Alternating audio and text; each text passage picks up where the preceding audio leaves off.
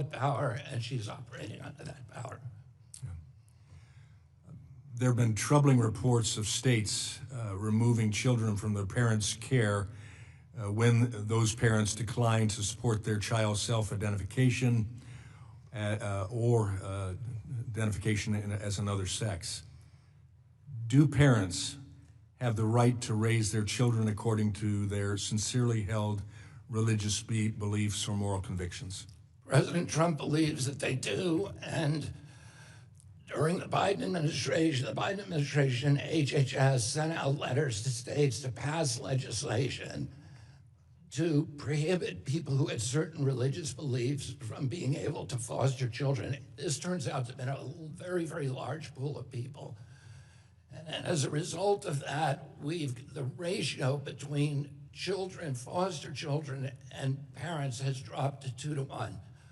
Our objective by the end of my administration here and the Trump administration is to get us back to a 1-to-1 ratio. And we have sent out letters to all the states to end that policy. Thank you. My time has expired.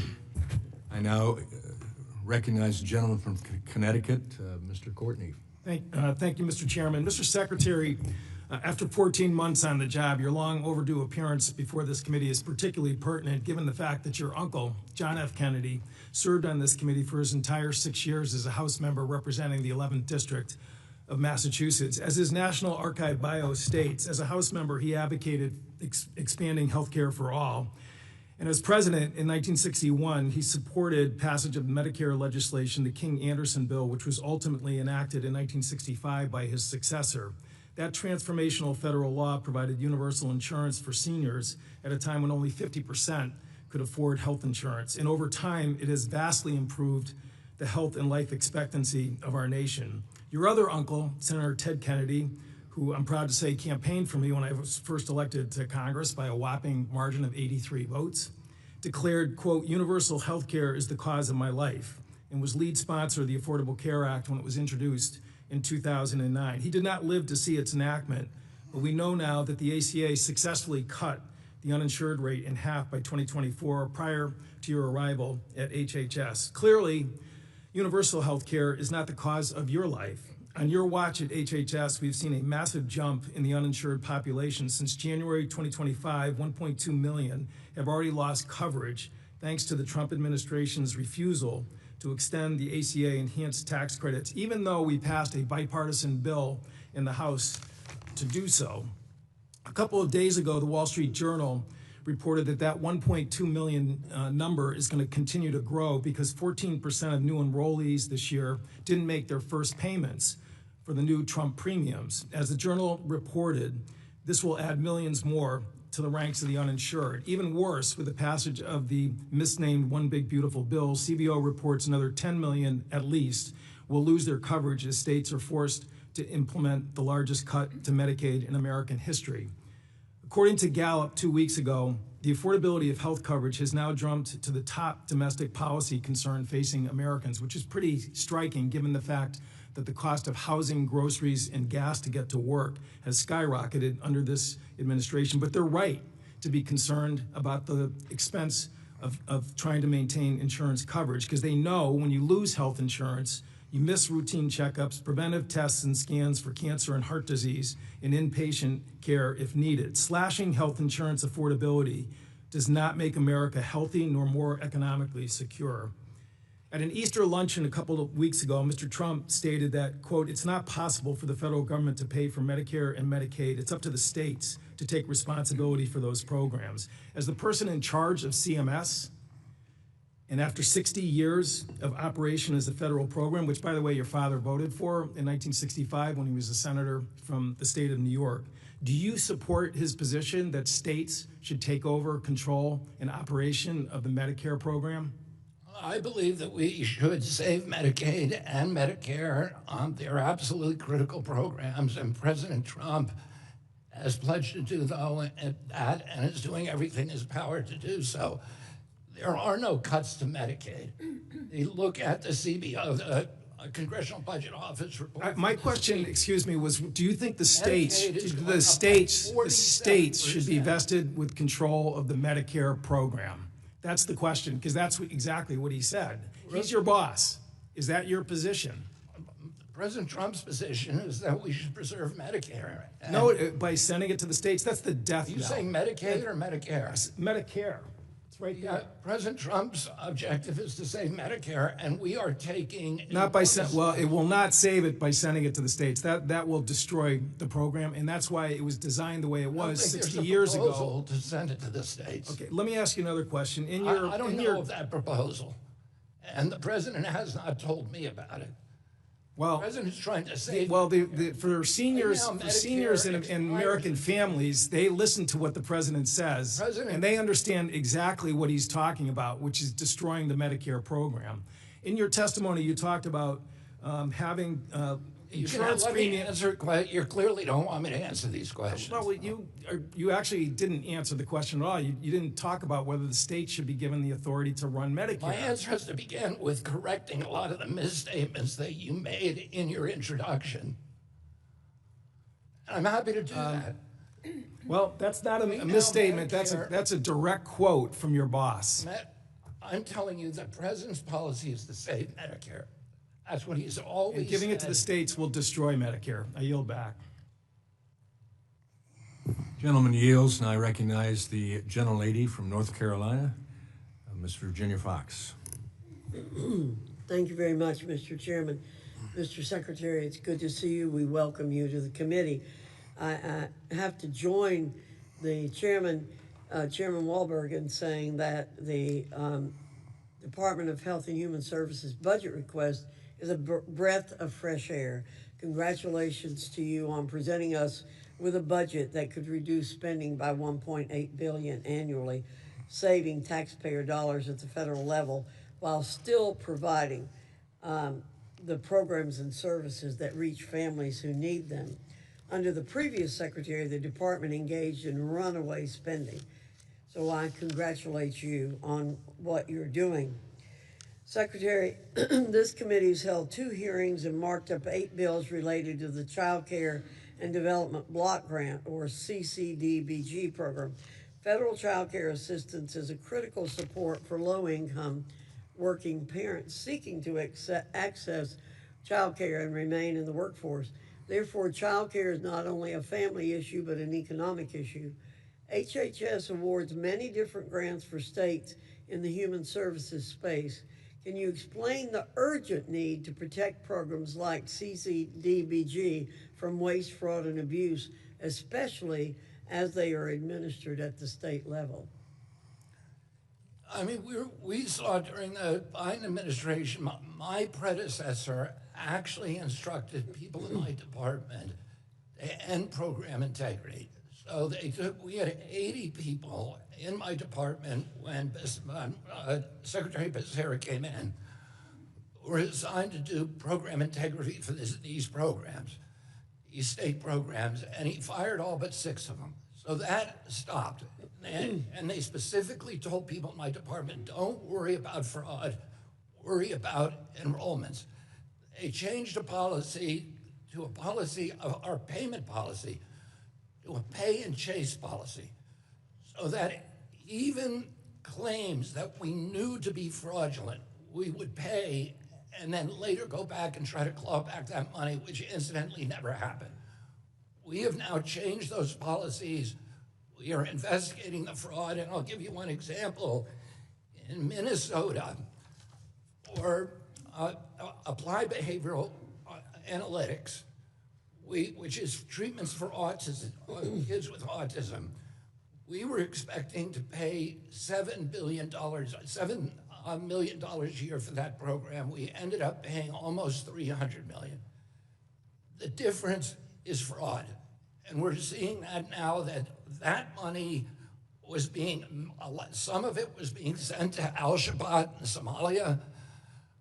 We have now impounded payments to Minnesota because for one quarter, about $350 million, because they've refused to give us receipts. And we've said, we're not going to pay until you can show us the receipts. Well, I'm proud to say that in North Carolina, our Republican legislature is doing everything it can to hold Democrat elected officials in the state to account for fraud and abuse in North Carolina on Medicaid and other programs. And so I'm very proud of them.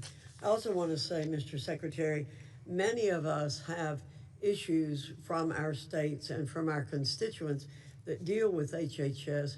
And I hope you'll commit today to helping us get some of those issues solved, because many times they do save money for the taxpayers. So I will appreciate your making that commitment.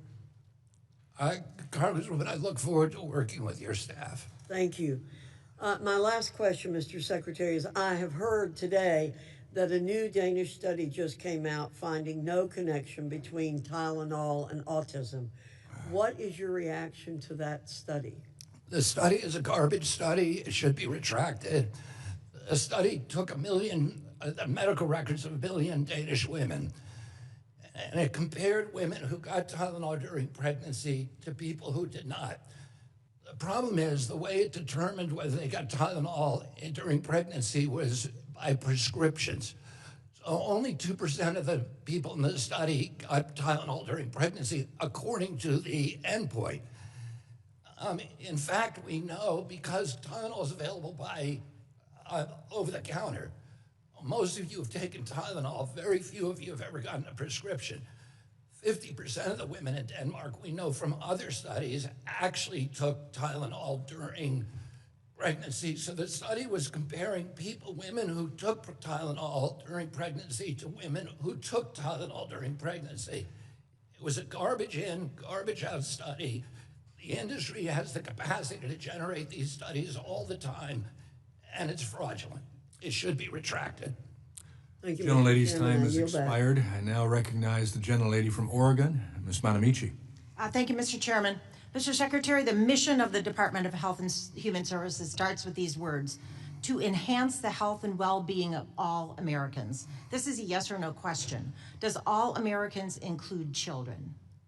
Of course. Well, I frequently talk with families who tell me they can't find childcare, and if they can find it, they can't afford it. In fact, the childcare crisis is costing families about $134 billion in lost earnings annually. And recently, as we've heard this morning, and I'll repeat, the president said there's no money for daycare because he needs more money to fight the war, which is costing about $2 billion a day. Your department's budget flat funds childcare, which won't help at all. Yet you did spend money on a bizarre vanity video with Kid Rock. So Secretary Kennedy, how does it enhance the health and well-being of children to spend HHS's limited resources and taxpayer money on a video of yourself drinking milk in a hot tub with Kid Rock? And how much did it cost to prepare and produce this video? Congresswoman, I was asked to cut costs across my department because we have a $39 trillion debt. I understand, Mr. Secretary. How much did it cost to produce this video? I want to correct something that you said. I'm asking how much did it cost to produce I would have this no video? idea. Okay, you don't have any idea. Well, I'll tell you would have that no that idea. money, whatever it cost, I consider waste, fraud, and abuse. And that's money that should have been invested in our nation's children and spent on something like healthcare and childcare that actually improve people's lives. You know, Many people have come up to me who saw that video and say, that inspired me to Mr. work Secretary, out. That's one of the things that we want to do in the this return department. on investment that we get from early childhood education shows that for every dollar we spend, we get back somewhere between $4 and $16. Secretary Kennedy, about 20 years ago, the United States eliminated measles. So we thought. But now, because of your anti-science rhetoric, vaccination rates are down in many places below the 95% threshold needed to maintain herd immunity. And I know you said that happened before you were secretary, but Mr. Secretary, you've been a long-time voice against vaccination for more than 20 years. Measles is highly contagious. It can make babies who may be too young to be vaccinated, so sick that they stop eating and drinking and may develop pneumonia or brain swelling. In my home state of Oregon, the Oregon Health Authority just recently warned about multiple new locations where people may have been exposed: a community college, a middle school, health clinics, grocery stores. This is unacceptable. So Secretary Kennedy, does exposing infants and children to measles enhance their health and well-being? I've never been anti-vaccine. I've always said I'm not anti-vaccine. Right now, I just approved 3 weeks ago $500 million for research on a new cancer vaccine. Okay, Mr. Secretary, spending you have been hundreds a of millions of long-time dollars voice at- against vaccination. You No, cannot I haven't. deny that. No, I'm not anti-vax. I'm pro-science. What I've said is vaccines should be adequately safety tested so we know both the risks and the benefits. I'm funding a major study on developing a universal flu Reclaiming my vaccine time, at NIH. Mr. Secretary, in fact, you have said in a congressional hearing that people should not be taking medical advice from you. The problem is that they are, and they believe what you say. So, Secretary Kennedy, I have another question. Does enhancing health include mental health? Of course. Good, I'm glad you agree, because recently masked armed ICE agents surrounded some high school students near their school. A Latino student from Oregon, a U.S. citizen, recently spoke about he and his friends feel scared at school, have trouble focusing, and feel dehumanized. And President Trump, as you likely know, repealed the guidance that keeps ICE out of sensitive locations like schools and healthcare centers. Now, children can't understand the complexities of the U.S. immigration system, but they are scared and they can feel anxiety. So, Secretary Kennedy, does it enhance the health and well-being of children to allow immigration enforcement in and around schools and at childcare centers? Does that help kids? It was not enhancing our health and well-being of the American people to allow 20 million illegal aliens into this country. And President Trump, again, is left with a mess that he is having to... Mr. Secretary, that he is having to clean up. in no legal or mess that you moral or helped create. ethical frame does it make sense to punish children. Young children's brains are highly influenced by That these was the stressors. biggest humanitarian crisis in modern history, what you guys caused. Well, if you cared about children, we have now stopped Secretary. 97% of the unaccompanied minors from coming across the border. Mr. Secretary, supporting the That health of evinces a concern for children. What Mr. you were Secretary, doing did not. I'm reclaiming my time. Supporting the health and well-being of our nation's children is the best investment we can make for the good of the country and the safety and health of American people, including children, and to truly make America healthy again. You should resign and allow someone with real qualifications to run this agency. Gentlelady's time has expired. I now recognize the gentleman from Wisconsin, Mr. Grothman. Yeah, I voted for President Trump for a lot of reasons, but one of the primary reasons was I thought he might give you this position. So I'm glad you're here. Very grateful. Yes. And on this mental health thing, I am, given where the mental health professionals have stood on this transgender treatment, I wonder how much we can trust that occupation to get anything right. So just, not everybody thinks we ought to give these mental health professionals more. But now we're going to switch to the questions. What effect have the poor guidelines from the old food pyramid, what effects have poor guidelines on the old food pyramid had on child health? And by the way, compared, yeah, Matt, go ahead. Yeah, I mean, the food pyramid was, for 50 years, it was written by industry lobbyists and reflected the mercantile ambitions of those industries and not public health. It pushed Americans towards ultra-processed foods and highly refined carbohydrates that destroyed their metabolic system. 70% of the calories Americans eat typically right now are ultra-processed or highly refined carbohydrates, and it caused a metabolic crisis. Diabetes is an example. When I was a kid, the average pediatrician saw one case of juvenile or of type 2 diabetes over a 40 or 50-year career. Today, 38% of American teens are diabetic or pre-diabetic. It has made our country the sickest country in the world, the sickest with chronic disease in the history of the world. 77% of American children cannot qualify for military service. That should get a lot of people's attention. Well, I'll tell you, there's a lot of money floating around here from the junk food lobbyists and the pharmaceutical industry, and I'm glad you're taking it on, and I'm sure you're going to get a lot of hostility from the other side of the aisle from your desire to do that. Touching on this sex change operations and all this hoo-ha, the professional medical societies, and particularly the mental health societies, have endorsed these sex change operations. To me, it means we just can't trust the medical societies. But why do you believe they did this? Why were the mental health professional people pushing sex change operations on 14-year-old kids? Why do you think? Well, it was a multi-billion-dollar industry, and I think that the corruption follows the money. But you look at the science. There's now been 2 major meta reviews been done. The CAS study in the UK, which the revelations in the CAS study stopped Europeans from funding these. And then we did our own meta review plus individual studies at NIH that showed the same thing, that the results to children, the outcomes in children are catastrophic in terms of depression, suicide, all kinds of illnesses. It's condemnation to a life of misery.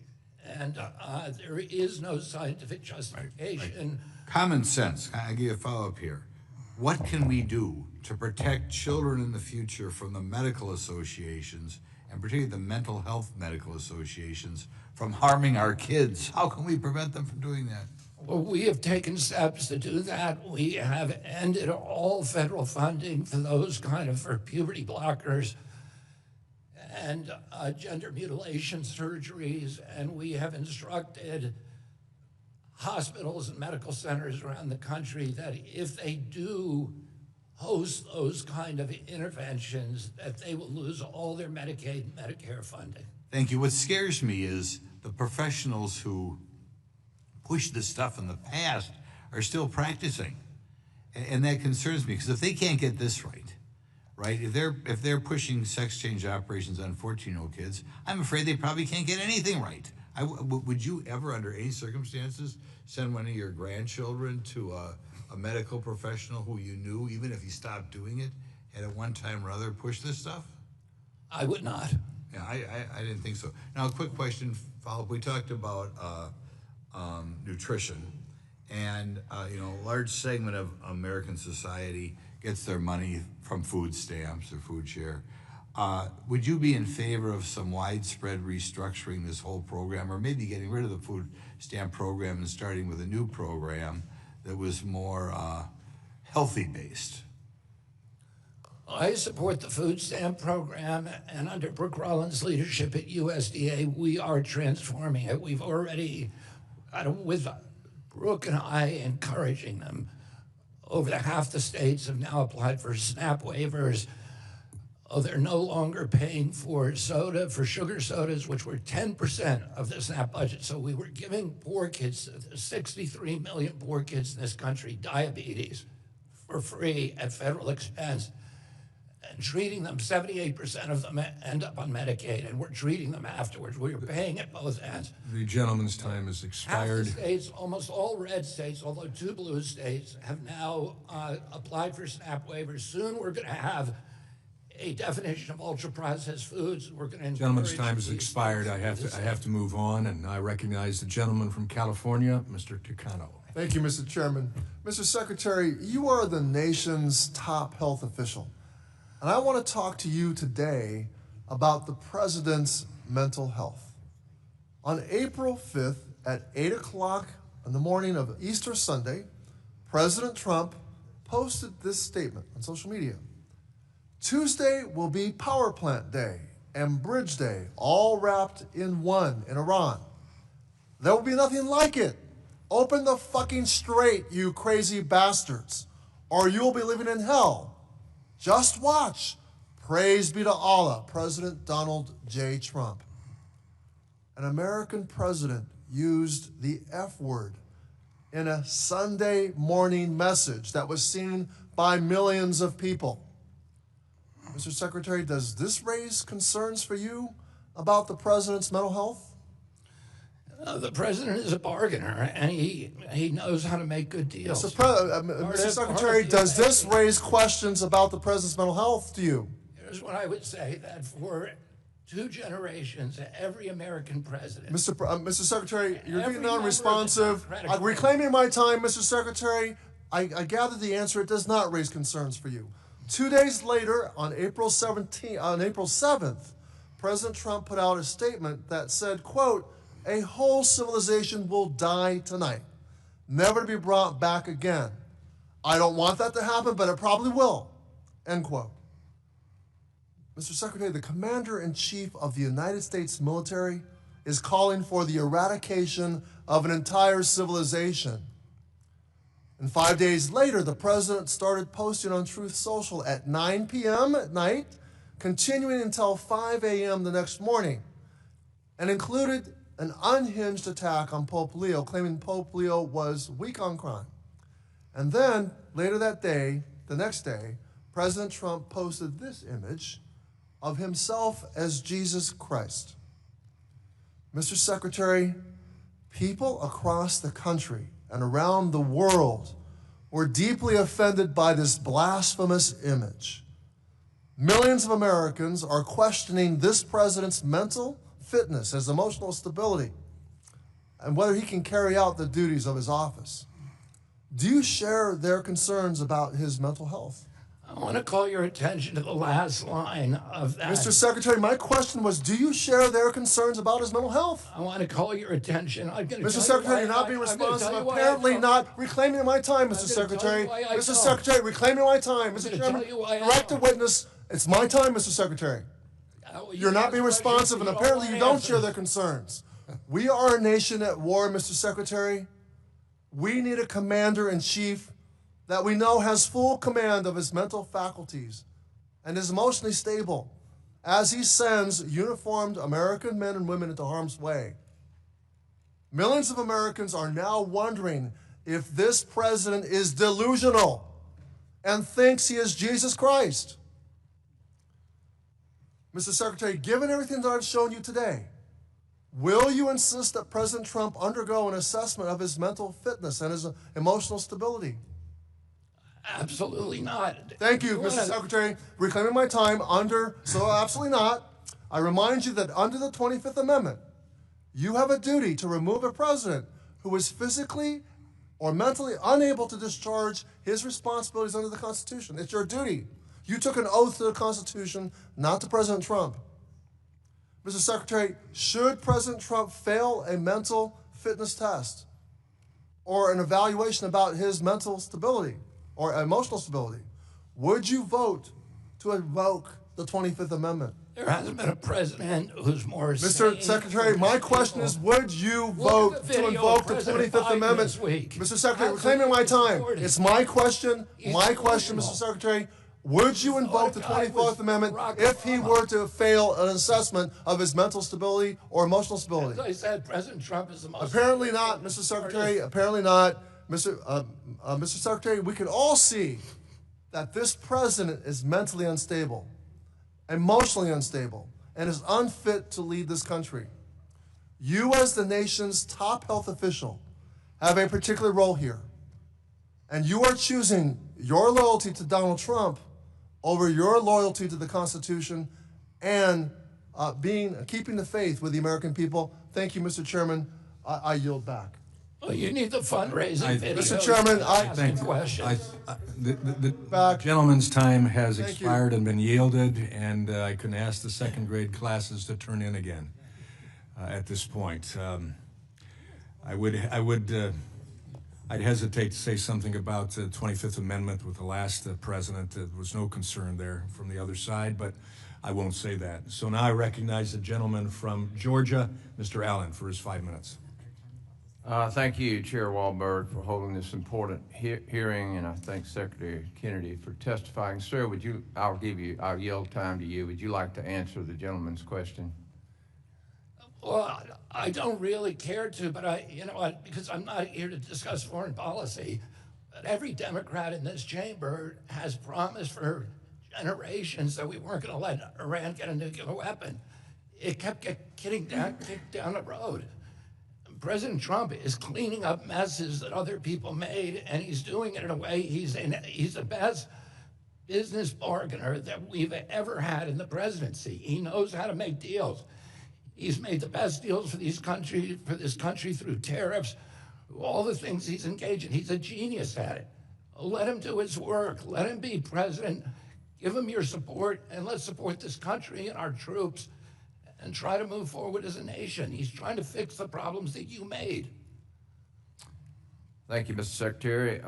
For years, getting back to the subject we're talking about here today, is health care. And we got a mess there too, created by obviously the Affordable Care Act. And we're spending $5 trillion on health care and we get the worst outcomes. I mean, that's what we should be concerned about here today. But for years, pharmacy benefit managers have benefited from opaque pricing tactics while healthcare costs continue to soar. My legislation, the PBM Kickback Prohibition Act, would prohibit PBMs from paying consultants and brokers who give trusted advice to employers and group health plan fiduciaries from taking compensation for steering businesses to PBMs. What steps can HHS take to curb PBM's abusive practices, and how might Congress be able to assist in this effort? Well, it's one of the, I would say, perverse features of the healthcare system that PBMs who add nothing are getting 40% of the profits from drugs, and they're driving up costs everywhere. President Trump has us laser focused on fixing the problem, and I want to thank Congress for passing the recent bill that allows us to now go and negotiate with the PBMs. We were already doing that. I want to commend Cigna and David Cordani for actually developing a model that is much more rational and that gets rid of the hidden kickbacks, that delinks the cost of the list price of medicines from the compensations of the PBMs. The PBM's compensation was increased by getting you to buy the most expensive. There's supposed to be a neutral arbiter on your side. They made money if you bought the most expensive form of that medication. So they were steering Americans always toward the most expensive one, and that's one of the things that drove up healthcare. Well, we're losing pharmacies Right. every day in rural America. And we're And getting this stuff's vertical gotta stop. integration that is Yeah. destroying our healthcare system. And then let's talk about healthcare affordability. Affordability is a big subject today, and obviously, we spend twice what any other nation spends on healthcare with worse outcomes. I'm talking about American workers and their families in ERISA specifically, which is where we cover most of the lives. What do you believe is the underlying causes of high health care costs? And would you please discuss how much control employers who provide health benefits for their workers have over these costs? Well, the biggest driver of healthcare costs is the chronic disease epidemic. So when my uncle was president, we spent zero on chronic disease in this country, zero. Today, we're spending 48% out of every dollar paid, if you include Social Security, health expenditures in the military. 48 cents out of every dollar the taxpayer gives to the federal government goes to healthcare, and 90% of that is chronic disease. The only way that we can solve this problem is through chronic disease. Another driver is high drug costs. We were paying 2, 3, 5, 10, 15 times for the exact same drug made in a plant in New Jersey.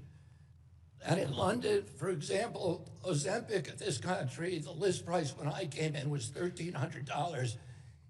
In London, you could get it in any pharmacy for $88. And that was the rule. We are now fixed MFN. So we're going to be paying the lowest cost in the world. Another driver is the lack of transparency. There's no market. If you go buy an automobile and the guy who's selling it to you said, I'm not going to tell you the price till after you buy it. Right. You'd think he was crazy. I'm sorry, I'm out of time, but I would like Fixing that too. Yeah, I'd like to meet with you on some solutions that we're talking about, particularly to privatize ERISA and give it a Gentleman's waiver. time has expired, and I'm sure the meeting can take place. Now I recognize the gentlelady from North Carolina, Ms. Adams. Thank you, Mr. Chairman, and thank you, Secretary Kennedy, for being here. I have a yes or no question. Do you agree that there's a connection between nutrition and health? Of course. Thank you. So nutrition and the importance of healthy foods seem to be a core part of the MAHA movement. Is that correct? Of course. Okay, like you, I believe that you can't be healthy if you're hungry. But as Secretary of Health and Human Services, do you, in your capacity, advise the President on nutrition issues as they relate to health? You mean his personal health? On health issues, any of it? Oh, yeah. Okay, thank you. Well, as I'm sure you know, many studies show that childhood is a critical time for proper nutrition. So a person's diet in childhood has a massive impact on their lifelong health and chronic disease risk. In February, you visited an elementary school where you had the opportunity to observe their scratch cooking practices and discuss the importance of serving healthy and fresh foods with school administrators and food service staff. So can you tell me why then did the President's budget include major cuts to programs for child nutrition, like the $5 million from the farm to school program, eliminating school lunch equipment grants, and reducing the benefits that mothers and young children receive for fresh fruits and vegetables under the WIC program? We are absolutely committed to child health and good nutrition. We just put, we've preserved Head Start from any of the cuts, and we just put $62 million into Head Start to make sure that the 660,000 children who are in Head Start can have All right, good, let me wholesome reclaim my foods. time. I have some other questions. So did the President discuss these proposed cuts with you? Did the president? No. Yes. Okay. Well, cuts to the program that help ensure access to healthy and local foods would be a betrayal, I believe, of the MAHA agenda, which is your agenda. We are expanding. So, excuse me, sir, I'm claiming my time here. Do you agree with these cuts being included in the President's budget? We are expanding access. Can you give me a yes or no? Do you agree with the cuts being proposed? We are in the budget? expanding access. All right, I'm claiming my time. Do you agree or do you not? We are you expanding. say yes or no? Okay. So can I count on you to urge the president to reconsider these cuts and instead invest in school meals? He is. Can we count on you? Is that a yes or no? Can you give me a yes or no? Can I count on you to Providing good nutrition to children? Absolutely. All right. So, well, listen, it seems like, and I'm glad you said that, but it seems like a betrayal of the people who have been promised by you as Secretary to use your position to make food healthier. So thank you for clarifying that for the American people. Now, let me ask you about a survey of school food service directors who found that 79% of respondents expressed an extreme need for an increase in funding in order to expand scratch cooking and reduce the use of ultra-processed foods. So that same survey found that there's a serious need for additional staff, additional equipment, culinary training, and infrastructure. So, sir, are you aware of the barriers such as food cost inflation and lack of kitchen equipment that schools face in serving healthy meals to children across the country? I'm absolutely aware of it. Okay, so that's good to hear, but the budget... And we are doing the something budget about it. fails, excuse me, sir, I'm claiming my time here. That's good to hear, because the budget fails to provide any investments. In fact, it does the opposite. So That is not true. what should I tell, I'm reclaiming my time. So what should I tell food service directors in my district who want to make the transition to less ultra-processed and prepackaged foods, but can barely cover the costs of these expenses? What should I tell them? You might start by telling them the truth. All right, well, I'm not getting that from you, but I suggest that you take the time to meet with food service directors across this country for a better understanding of the financial pressures on school meals programs. Many programs in our country are just not well funded enough. They're not, and you keep supporting the cuts in these budgets. They're not well funded enough to scratch, prepare meals, and serve less ultra-processed and prepackaged food, all of which are alleged goals outlined in your MAGA report, Make America Healthy Again. You're not doing it, Mr. Secretary. Mr. Chairman, I yield Can I back. just Gentlelady's reply very time has briefly to expired. that? I yield back. I recognize the gentleman from Kentucky, Mr. Comer. Thank you, Mr. Chairman, and Mr. Secretary, thank you so much for being here today. I want to bring to your attention a program very important to Kentuckians. The Community Services Block Grant, or CSBG program. Community action agencies throughout Kentucky leverage a lean budget of federal CSBG funding and private resources to help individuals and families set out on a path to financial independence and self-sustainability. The community action agencies in my congressional district in Kentucky have shared with me concerns about the delivery of CSBG funding administered by HHS being delayed. Thankfully, Kentucky Community Action has a well-managed budget and has funding in reserves to last them for several more weeks. Unfortunately, they estimate that funding will begin to run out in early May. Is there an estimate of when CSBG funding for the remainder of Q2 and Q3 will be released? We are trying to get it out the door, Congressman. We are in the we're in the interagency process right now. Okay, thank you. Can I take a minute of your time just to reply to the previous? Yes, sir. What I would say to the Congresswoman is, if you want just a sound bite that you can come in here, you can get that, and you did it. But if you actually want to solve the problem, call me, because we're aligned on the issue of getting good food to children, and we think that we're doing a good job of it. We could do a better job, but come and tell us how we can do a better job, and that would be something we could all profit from. Thank you, Mr. Secretary. I love what you say about the sound bites.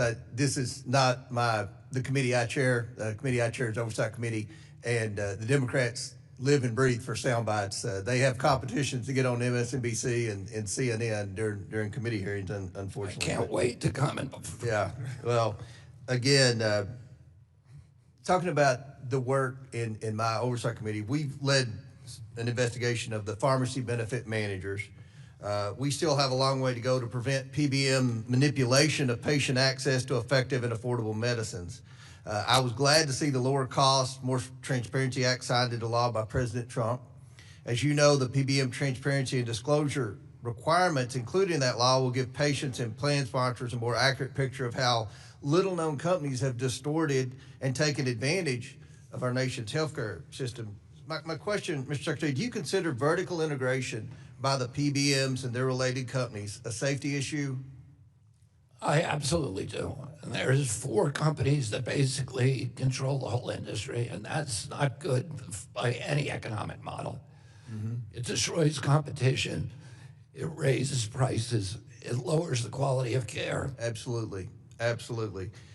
There are 3 FDA-approved drugs for a common form of leukemia. Doctors must prescribe the most effective one based on each patient's individual health profile, including heart conditions or past responses to medication. These 3 leukemia drugs are not interchangeable, but some insurance plans are making patients fail on day 1 before they can access the preferred course of treatment prescribed by their doctor. So on March 19th, I sent a letter to Dr. Oz expressing these concerns. However, I continue to hear stories about how insurance companies and their PBMs override physician recommendations and block patients from getting the drugs they desperately need. Is there a reason patients should have to fail first on another medication? And what is HHS doing to prevent insurers and their PBMs from acquiring these types of unnecessary and often harmful outcomes? Well, I convene the insurance companies, the biggest ones that represent 80% of American lives, 3 months into my office, and I got them all to agree to end prior authorization in 87% or 80% of the procedures and conditions and prescriptions by 2027. So I think we may see an improvement, but as you know, it is a rapacious industry, and they have people who don't have medical degrees making decisions that are life and death for patients. After the doctor has said, you need this drug, some bean counter in the insurance company is telling them, I'm not going to let you have it. It's not a good system, and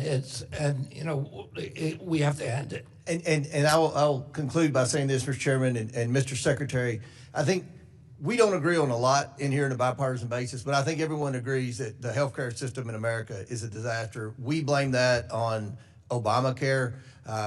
Everyone wants to improve the healthcare system. We all believe two things, that the health insurers are taking advantage of patients. The health insurers are impossible to deal with by the providers, and the PBMs have to be reined in. So thank you for your great work, Mr. Gentleman's Secretary. time has expired. I now recognize the gentleman from New Jersey, Mr. Norcross. Thank you, Chairman, and I'd like to thank the witness for being here today. And hopefully in the next 5 minutes we can have a conversation that is unfortunately near and dear to so many people in the United States, certainly your family and my family, and that is the mental health and the disease of addiction. And the budget that is proposed speaks of the values of that organization. So in particular, I want to talk about the mental health parity. We've seen devastation, the impact that addiction has on families. We know that all so well. We've been to those funerals. This is an issue that I hope that we can have an area of some common ground. I'm not looking for a soundbite. I'm looking for answers, and something that I thought we had worked long and hard that we aligned. So the action by the department under your leadership suggests that the Trump administrations are retreating from the important issue and listening more to the insurance companies. Because as you know, if we go back 20 years, mental health was something that barely was ever talked about.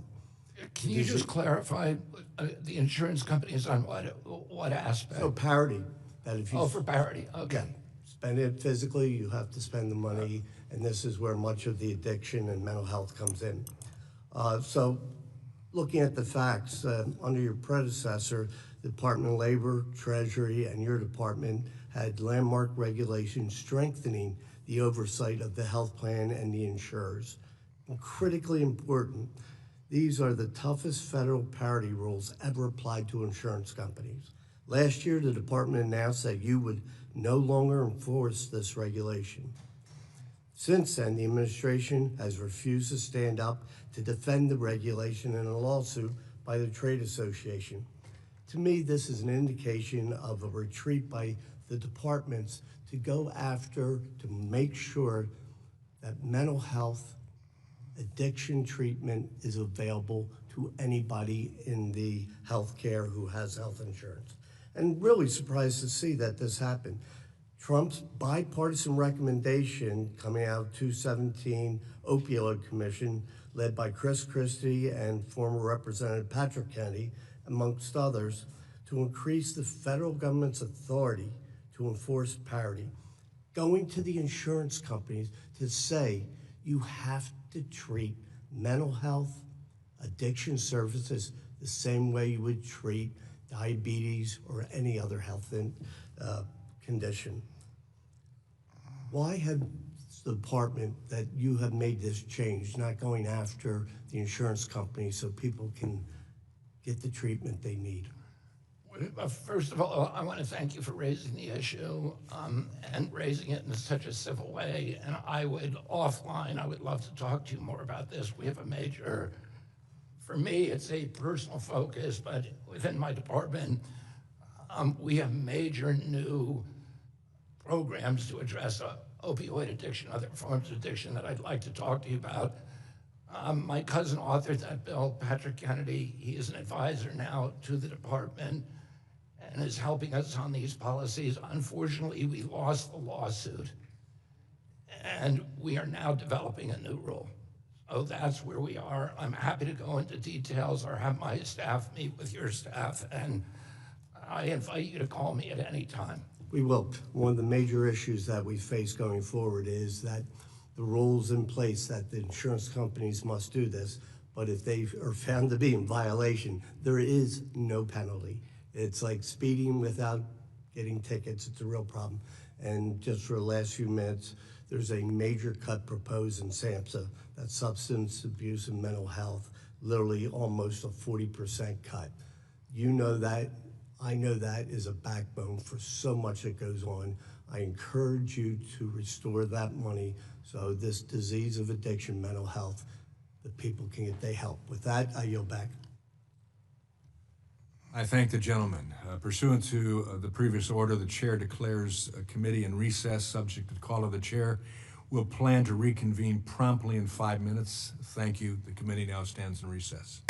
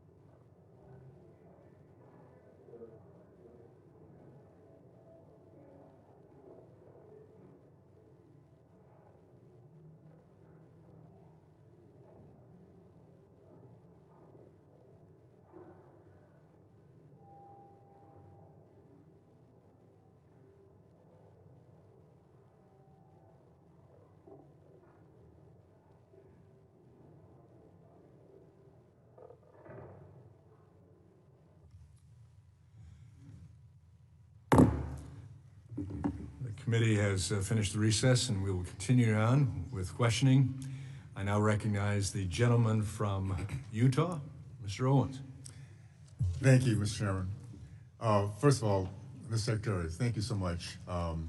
We watched for decades as Americans have gotten sicker and sicker, and our country and individuals going into this financial ditch. I'm thankful that we're finally righting the ship, so keep up the good work and innovation.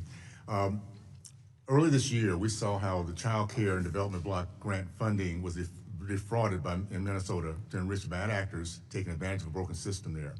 In fact, the HHS audit report finalized last year made several recommendations for Minnesota to improve their anti-fraud measures. To your knowledge, did Minnesota work to implement those recommendations before the news broke, widespread fraud there? Yeah. Microphone, please.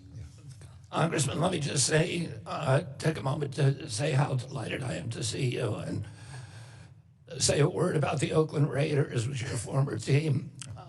During the 1968 campaign, my father's bodyguard for a lot of that campaign were 4 members of the fearsome foursome of the championship Oakland Raiders team: Rosie Greer, Merlin Olsen, Deacon Jones, and Lamar Lundy. And the night that my father was killed, Rosie Greer was the first person to grab Sirhan's hand. So my family has always had a very, very strong connection to your team, and I'm really grateful to see you here today. We went after both blue states and red states because there were fraud in both. Florida had some of the biggest fraud in the country. The Florida Attorney General and the governor cooperated with us, particularly in durable medical equipment, also in hospices and in child care and home care. Minnesota is the opposite. They just absolutely refuse to cooperate. And we asked them to provide receipts. They had already paid the providers, and we now had to reimburse them for that pay. But we said, give us the receipts, show us that people were actually tested. And for that program, which is applied behavioral analytics, there are no qualifications. So the only qualification is you need a high school education. And they were mainly members of the person's family, and they would get a kid in the family, a diagnosis, or maybe several of them, declared autistic by a crooked doctor, and then have family members and cousins and everything else treating them. We have no evidence that there were any kids even treated for a lot of these. And the people were being paid, these children were being paid $600 an hour. So they ran up these huge bills, $300 million that disappeared. We don't know, we expected to spend $7 million, we spent $300 million. And they've refused to give us the receipts. And so what we've done is we've impounded $359 million and said, when you show us the receipt for 1 quarter, just 1 quarter, when you show us the receipts, we'll give you the money. Well, I'm looking forward to us. I think it's great that our country's finally focused on that particular area. Our health data system remains fragmented, archaic, and insecure across agencies and states. This creates real vulnerabilities for foreign bad actors while crippling timely, coordinated decision-making, especially in crisis. Your budget request prioritizes modernization and interoperability.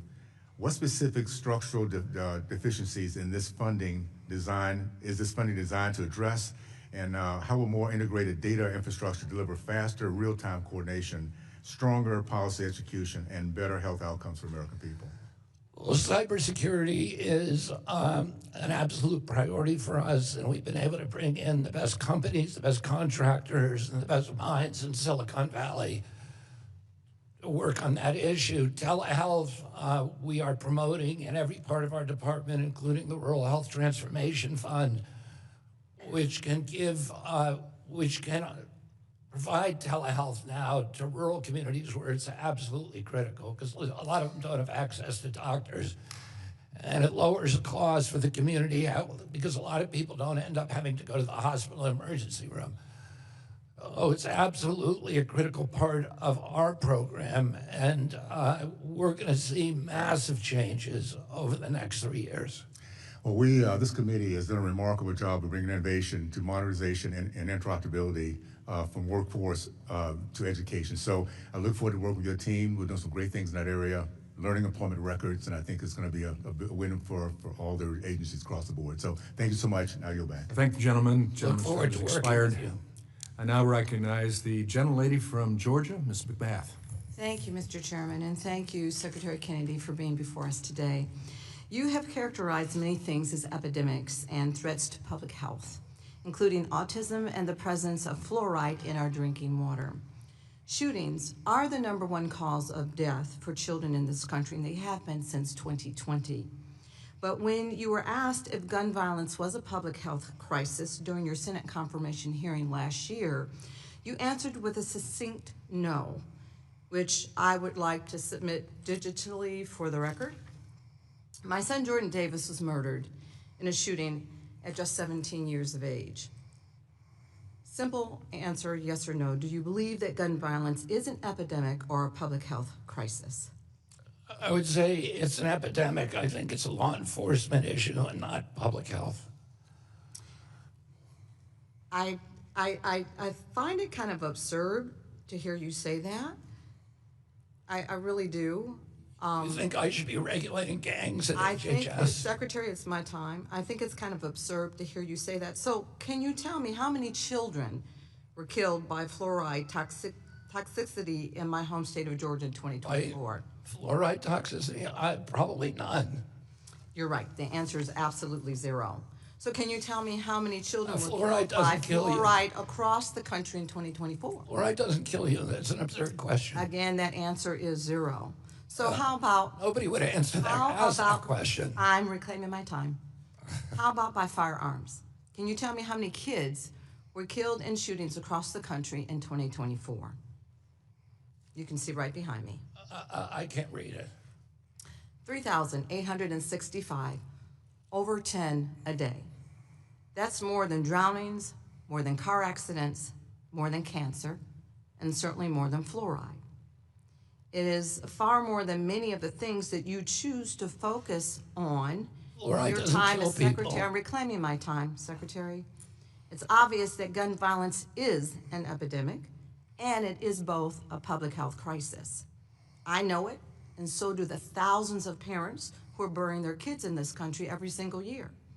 But what I don't know is how you can expect the American people to take your opinion seriously when you try to tell them that they don't need to worry about the leading cause of death for their kids. I never told them I'm that. reclaiming my time. While you tour the country to talk about the supposed dangers of fluoride, you should focus your efforts on things that are really killing our children in this country every single day. We have limited time here, but I also want to ask you about your comments about people with disabilities, especially about people with autism. During your first press conference as Secretary in April of last year, you said, and I'm quoting, "Autism destroys families, that these are kids who will never pay taxes, never hold a job, never play baseball, never write a poem, or go out on a date. Many of them will never use a toilet unassisted," which I would also like to submit for the record. The truth is that Can the I respond majority to are that? reclaiming Without my objection, time. it will be Thank you. submitted. Thank you. The truth is that the majority of people on the autism spectrum can do all the things that you Of course have they mentioned. can, and I never said they couldn't. Some people with disabilities do need direct care to assist them with activities like going to the bathroom, but that does not mean that they are somehow less than or unable to lead fulfilling and productive lives, as you And have nobody said they implied. were. I'm reclaiming my time. I'm asking you here today, Secretary, to apologize for spreading lies about people with autism and their families. Will you apologize for those remarks that you've made? Of course not. Then if you let me explain, I'm happy to. I was talking about people with profound autism, not people who are, who have lower impact autism. But I'm talking about people who are nonverbal, non-toilet trained, head banging, stimming, toe walking, Okay, then since you Hundreds and hundreds of people have written me letters thanking what me you really for meant, those comments. since you're explaining what you really meant, can you apologize to the thousands of families that do not believe what you're just telling us now? No, because if you look at my You comments, refuse it to was clear apologize. who I I was find that talking very, about. very sad. I find that very, very sad. It should be very easy for you to apologize if that's not, in fact, what you Those are meant. crocodile tears, Congresswoman. And for all the families that have children with autism, I'm very sad to hear you say that, you want to because deal those with families autism, are dealing with the kinds of conditions that many people just don't even understand. The president is trying to close the Department of Education. If you want to soundbite, keep talking. I'm reclaiming my time.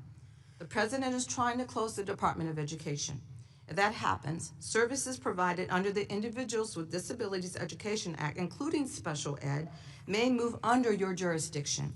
This is unacceptable for so many reasons, but one of the most important reasons is this: no parent wants their son or daughter's education to be in the hands of a man who openly admits that he does not believe in their children.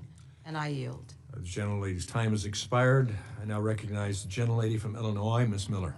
Thank you, Mr. Chairman. Mr. Secretary, would you like to respond further? I was very clear in my remarks that I was talking about children who have profound autism. Those children are, as I described them, and in fact, yesterday, a Democrat came up to me and thanked me for what I said. I've had hundreds of people thank because these are hidden people. They are silent. The parents are so consumed by caring for them that they can't even get out and advocate. They need a voice, and I've given them that voice, and thousands of people have thanked me for it. Thank you, Mr. Secretary, and I'm so grateful for the work that you and President Trump are doing to make America healthy again, and I just want to thank you for giving credibility to my healthy diet. I like to eat sauerkraut for breakfast also. I don't like it, but I gag it down. Well, we can learn to like it. Your department, Mr. Secretary, has implemented much-needed reforms to programs like Head Start and the Child Care Development Block Grant to ensure federal dollars are going to those who need it most, not to illegal aliens who are seeking to further defraud our government. HHS has also upheld parental rights and biological sanity by rescinding a Biden regulation that required foster parents to socially transition a confused child. Additionally, the department has enforced President Trump's executive order that protects children from chemical and surgical mutilation, ensuring that tax dollars are not used to fund puberty blockers or sex-rejecting procedures. Mr. Secretary, thank you for following through on your pledge to make America healthy again by improving school lunches and ensuring that harmful dyes and chemicals are removed from our foods. I'm also pleased to see HHS accommodating religious and health exemptions and holding manufacturers accountable for vaccine injuries and deaths. Furthermore, Mr. Secretary, you and President Trump have done a lot of work to eliminate DEI at the Department of Health and Human Services and instead hire employees based solely on merit. To make America great again, we need to make meritocracy great again. I am hopeful that we can continue to collaborate on these efforts and codify these important changes. Lastly, I want to address the abortion pill. We both consider it harmful to public health. It's a drug that we both agree needs to be regulated. Not only does the abortion pill end the life of an innocent unborn child, but it also endangers the life of the mother. Since the abortion drug approval, Presidents Obama and Biden continued to whittle away safety requirements, putting women at increased risk. In fact, at least 10% of women who take the pill experience sepsis, infection, hemorrhaging, and other serious life-threatening events. Pro-abortion states are circumventing the laws of pro-life states by mailing abortion drugs across state lines. Considering this, please, for the sake of women, I hope that we can continue building on your work at HHS by releasing the study on the abortion pill and reinstating the in-person dispensing requirements that were rescinded by the Biden administration, making it very dangerous for our women, for young women. Thank you again for your time, Mr. Secretary, and I'd like to yield the remainder of my time to you to make any comments that you have. Well, thank you very much, Congresswoman. I can't comment on mifepristone because it's under litigation now. We've been advised by the Office of General Counsel that they don't want me talking about it at all. But thank you for your concerns. I share President Trump's concern that we can't be a moral nation with 2.1 million abortions every year, and that the government has an obligation to protect women and babies. Yes, and when the government promotes it and pays for it and lies to women, we know for a fact that at least 80% of women, when they have an ultrasound, when they are given the information on the development of the child, when they are given the support and information on how to access help, that they will choose life and not abortion. And I don't know why this is the only medical procedure that I know of that we withhold information from the patient so that we can tip the scales to a certain choice. The left is not pro-choice, they are pro-abortion. Thank you. And The gentlelady's time has expired. I now recognize the gentlelady from Michigan, Ms. Stevens. Well, thank you, Mr. Chair, for holding this hearing, and Mr. Secretary. It is, in fact, true. I come from the great state of Michigan, and as you enter your second year as our nation's Health and Human Services Secretary, I just had a few things I wanted to tick through with you here today. So in early 2025, after your confirmation, measles cases spiked in the United States to the highest levels since 1991. Last year, we had over 2,200 cases in America. 3 people died. 2 were children. Do I have that correct? Because according to the CDC and the American Academy of Pediatrics, I do. During this same time, that epidemic started before I came during into this office. same time, you questioned the effectiveness of the measles vaccine. And then in September, your hand-picked vaccine panel voted against recommending the combined measles vaccine for children under 4. This is true?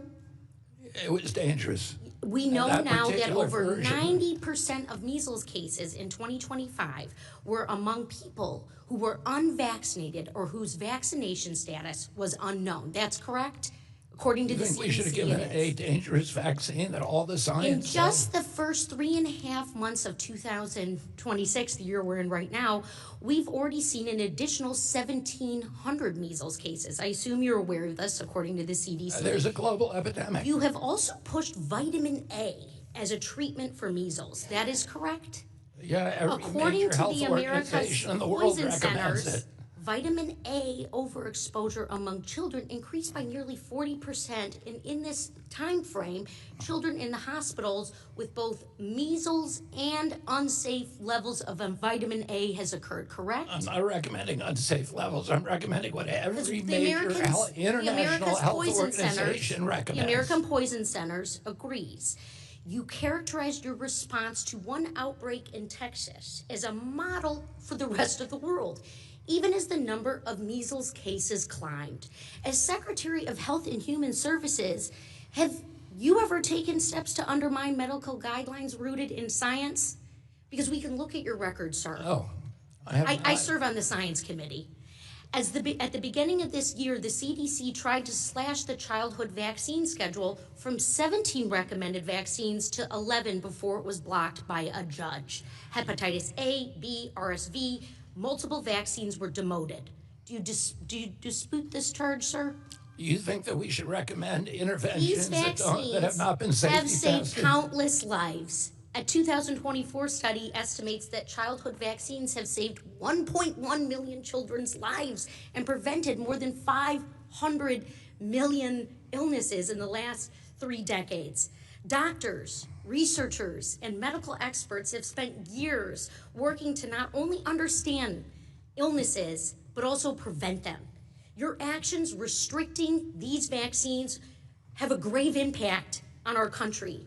And while you have waged war against established medical science, you've also attacked life-saving research on cancer and Alzheimer's. You have implemented measures that have raised costs, kicked families off their insurance, and made it harder to get coverage. You're just making Devastated stuff rural up. hospitals. Look, to top it off, Mr. Secretary, I got a copy of H.R. 944. Do you know what it is? It's your impeachment articles, sir. You have abused your office, you have gutted America's public health, and you have sacrificed our leadership in medical research and innovation. Americans today are less safe under your watch. Children are dying of diseases that we thought we had eradicated. You can smirk, sir, but I answer to the people of Michigan, and they have told me you should be ashamed, you should resign, and if you refuse, Congress should remove you from office. I yield back. The gentlelady's time has expired. I now recognize the gentleman from Missouri, the good Dr. Under. Thank you, Mr. Secretary. Thank you for being here. I'm glad my colleague got her little X clip there. Hopefully it'll go viral for her like she intended. Secretary, thank you so much for your work on just so many areas. But one of the things I wanted to highlight today was your work on prior authorization that was used too often to deny patients of the care they need. But I think what we're seeing, I'm a practicing physician, practice very little now that I'm in Congress, but now more and more we're seeing threats to patient access because insurance are allowing doctors to give patients the care they need, but then denying payment for those cares. And this isn't the usual, fight over physicians getting reimbursed. An example from my own specialty, I've been contacted by dozens of allergist immunologists around the country that United Healthcare is claiming to follow Medicare, dishonestly claiming to follow Medicare on allergy immunotherapy and reimbursement, allergy shots, and completely denying care for that very life-changing, reimbursement for that very life-changing treatment. Given the market power of United Healthcare, this will put this particular therapy out of business within, I would say, 6 months to a year if UHC's policy continues, for 45 million United Healthcare insured patients. So I think we need to watch that, not only the barriers to care up front, but if insurers can arbitrarily use their market power to deny reimbursement, that care will go away likewise. But, Yeah, I mean, I have children with anaphylactic allergies. Yes. And some of them have benefited from these, these allergen medications. I have a son who literally lost his peanut allergy, which every doctor told him. Yeah, that's oral immunotherapy. Would never happen. Yes. That's oral immunotherapy, which is relatively new, and I don't think any insurer actually reimburses for that. But then aeroallergen immunotherapy, pollen, mold, dust, and so on, that used to treat asthma, sinus disease, allergic diseases, is mostly what United right now is. This is the first I've heard of it. Yes. So, and I have two guys who are sitting behind me, Chris Klump and Ken Callahan, who'll be interested in helping you with this. Let's get them together with your staff. I appreciate that, Mr. Secretary. And I want to commend you, and my colleague, Representative Miller, highlighted this, your work to protect kids from mutilating transgender procedures. Of course, I think most impactful, immediately impactful, was the denial of Medicare and Medicaid reimbursement to hospitals who insist on mutilating kids, despite the science, including the recent Finland study. But one thing that really just monumental development, I think, is the executive order that President Trump transmitted last January. It had a number of components, including directing the HHS study that came out later last year, but also directed the Department of Justice to work on a bill to create strict liability for those healthcare providers who would exploit our kids with mutilating transgender procedures. I am honored to be carrying that bill in the House. It's the Chloe Cole Act. Senator Blackburn is carrying in the Senate. I believe that strict liability, the ability of parents and children, young adults to hold those who exploited them with these mutilating procedures accountable could be very impactful, just as we saw the AMA and the plastic surgeons change their position on mutilating procedures after the big verdict in New York. Do you think it's time that we be able to hold those who harm our children in this way strictly accountable? It makes a lot of sense to me. There's no, I mean, the science is so clear that this is a harmful procedure with very few, little evidence of any benefits. We'll work with you on that. No, I appreciate that. And you know, the one talking point that these transgender doctors, I have a hard time even calling them doctors, but these quacks say is this is going to improve kids' mental health, prevent suicide. Well, there's no evidence of that. There's no evidence of that, and the Finland study showed that girls who are gender confused who undergo these procedures, their serious mental health issues double, and boys, they go up sixfold. So I think there's never been a good evidence, and now there's abundant evidence that we're doing more mental health harm than good. I thank the gentleman. Thank you, Mr. Chairman. Doctor. His time has expired. I now recognize the gentleman from Texas, Mr. Kassar. Good morning. Secretary Kennedy, I have a few questions about who you're meeting with and talking to as you make this nation's healthcare policy and health policy.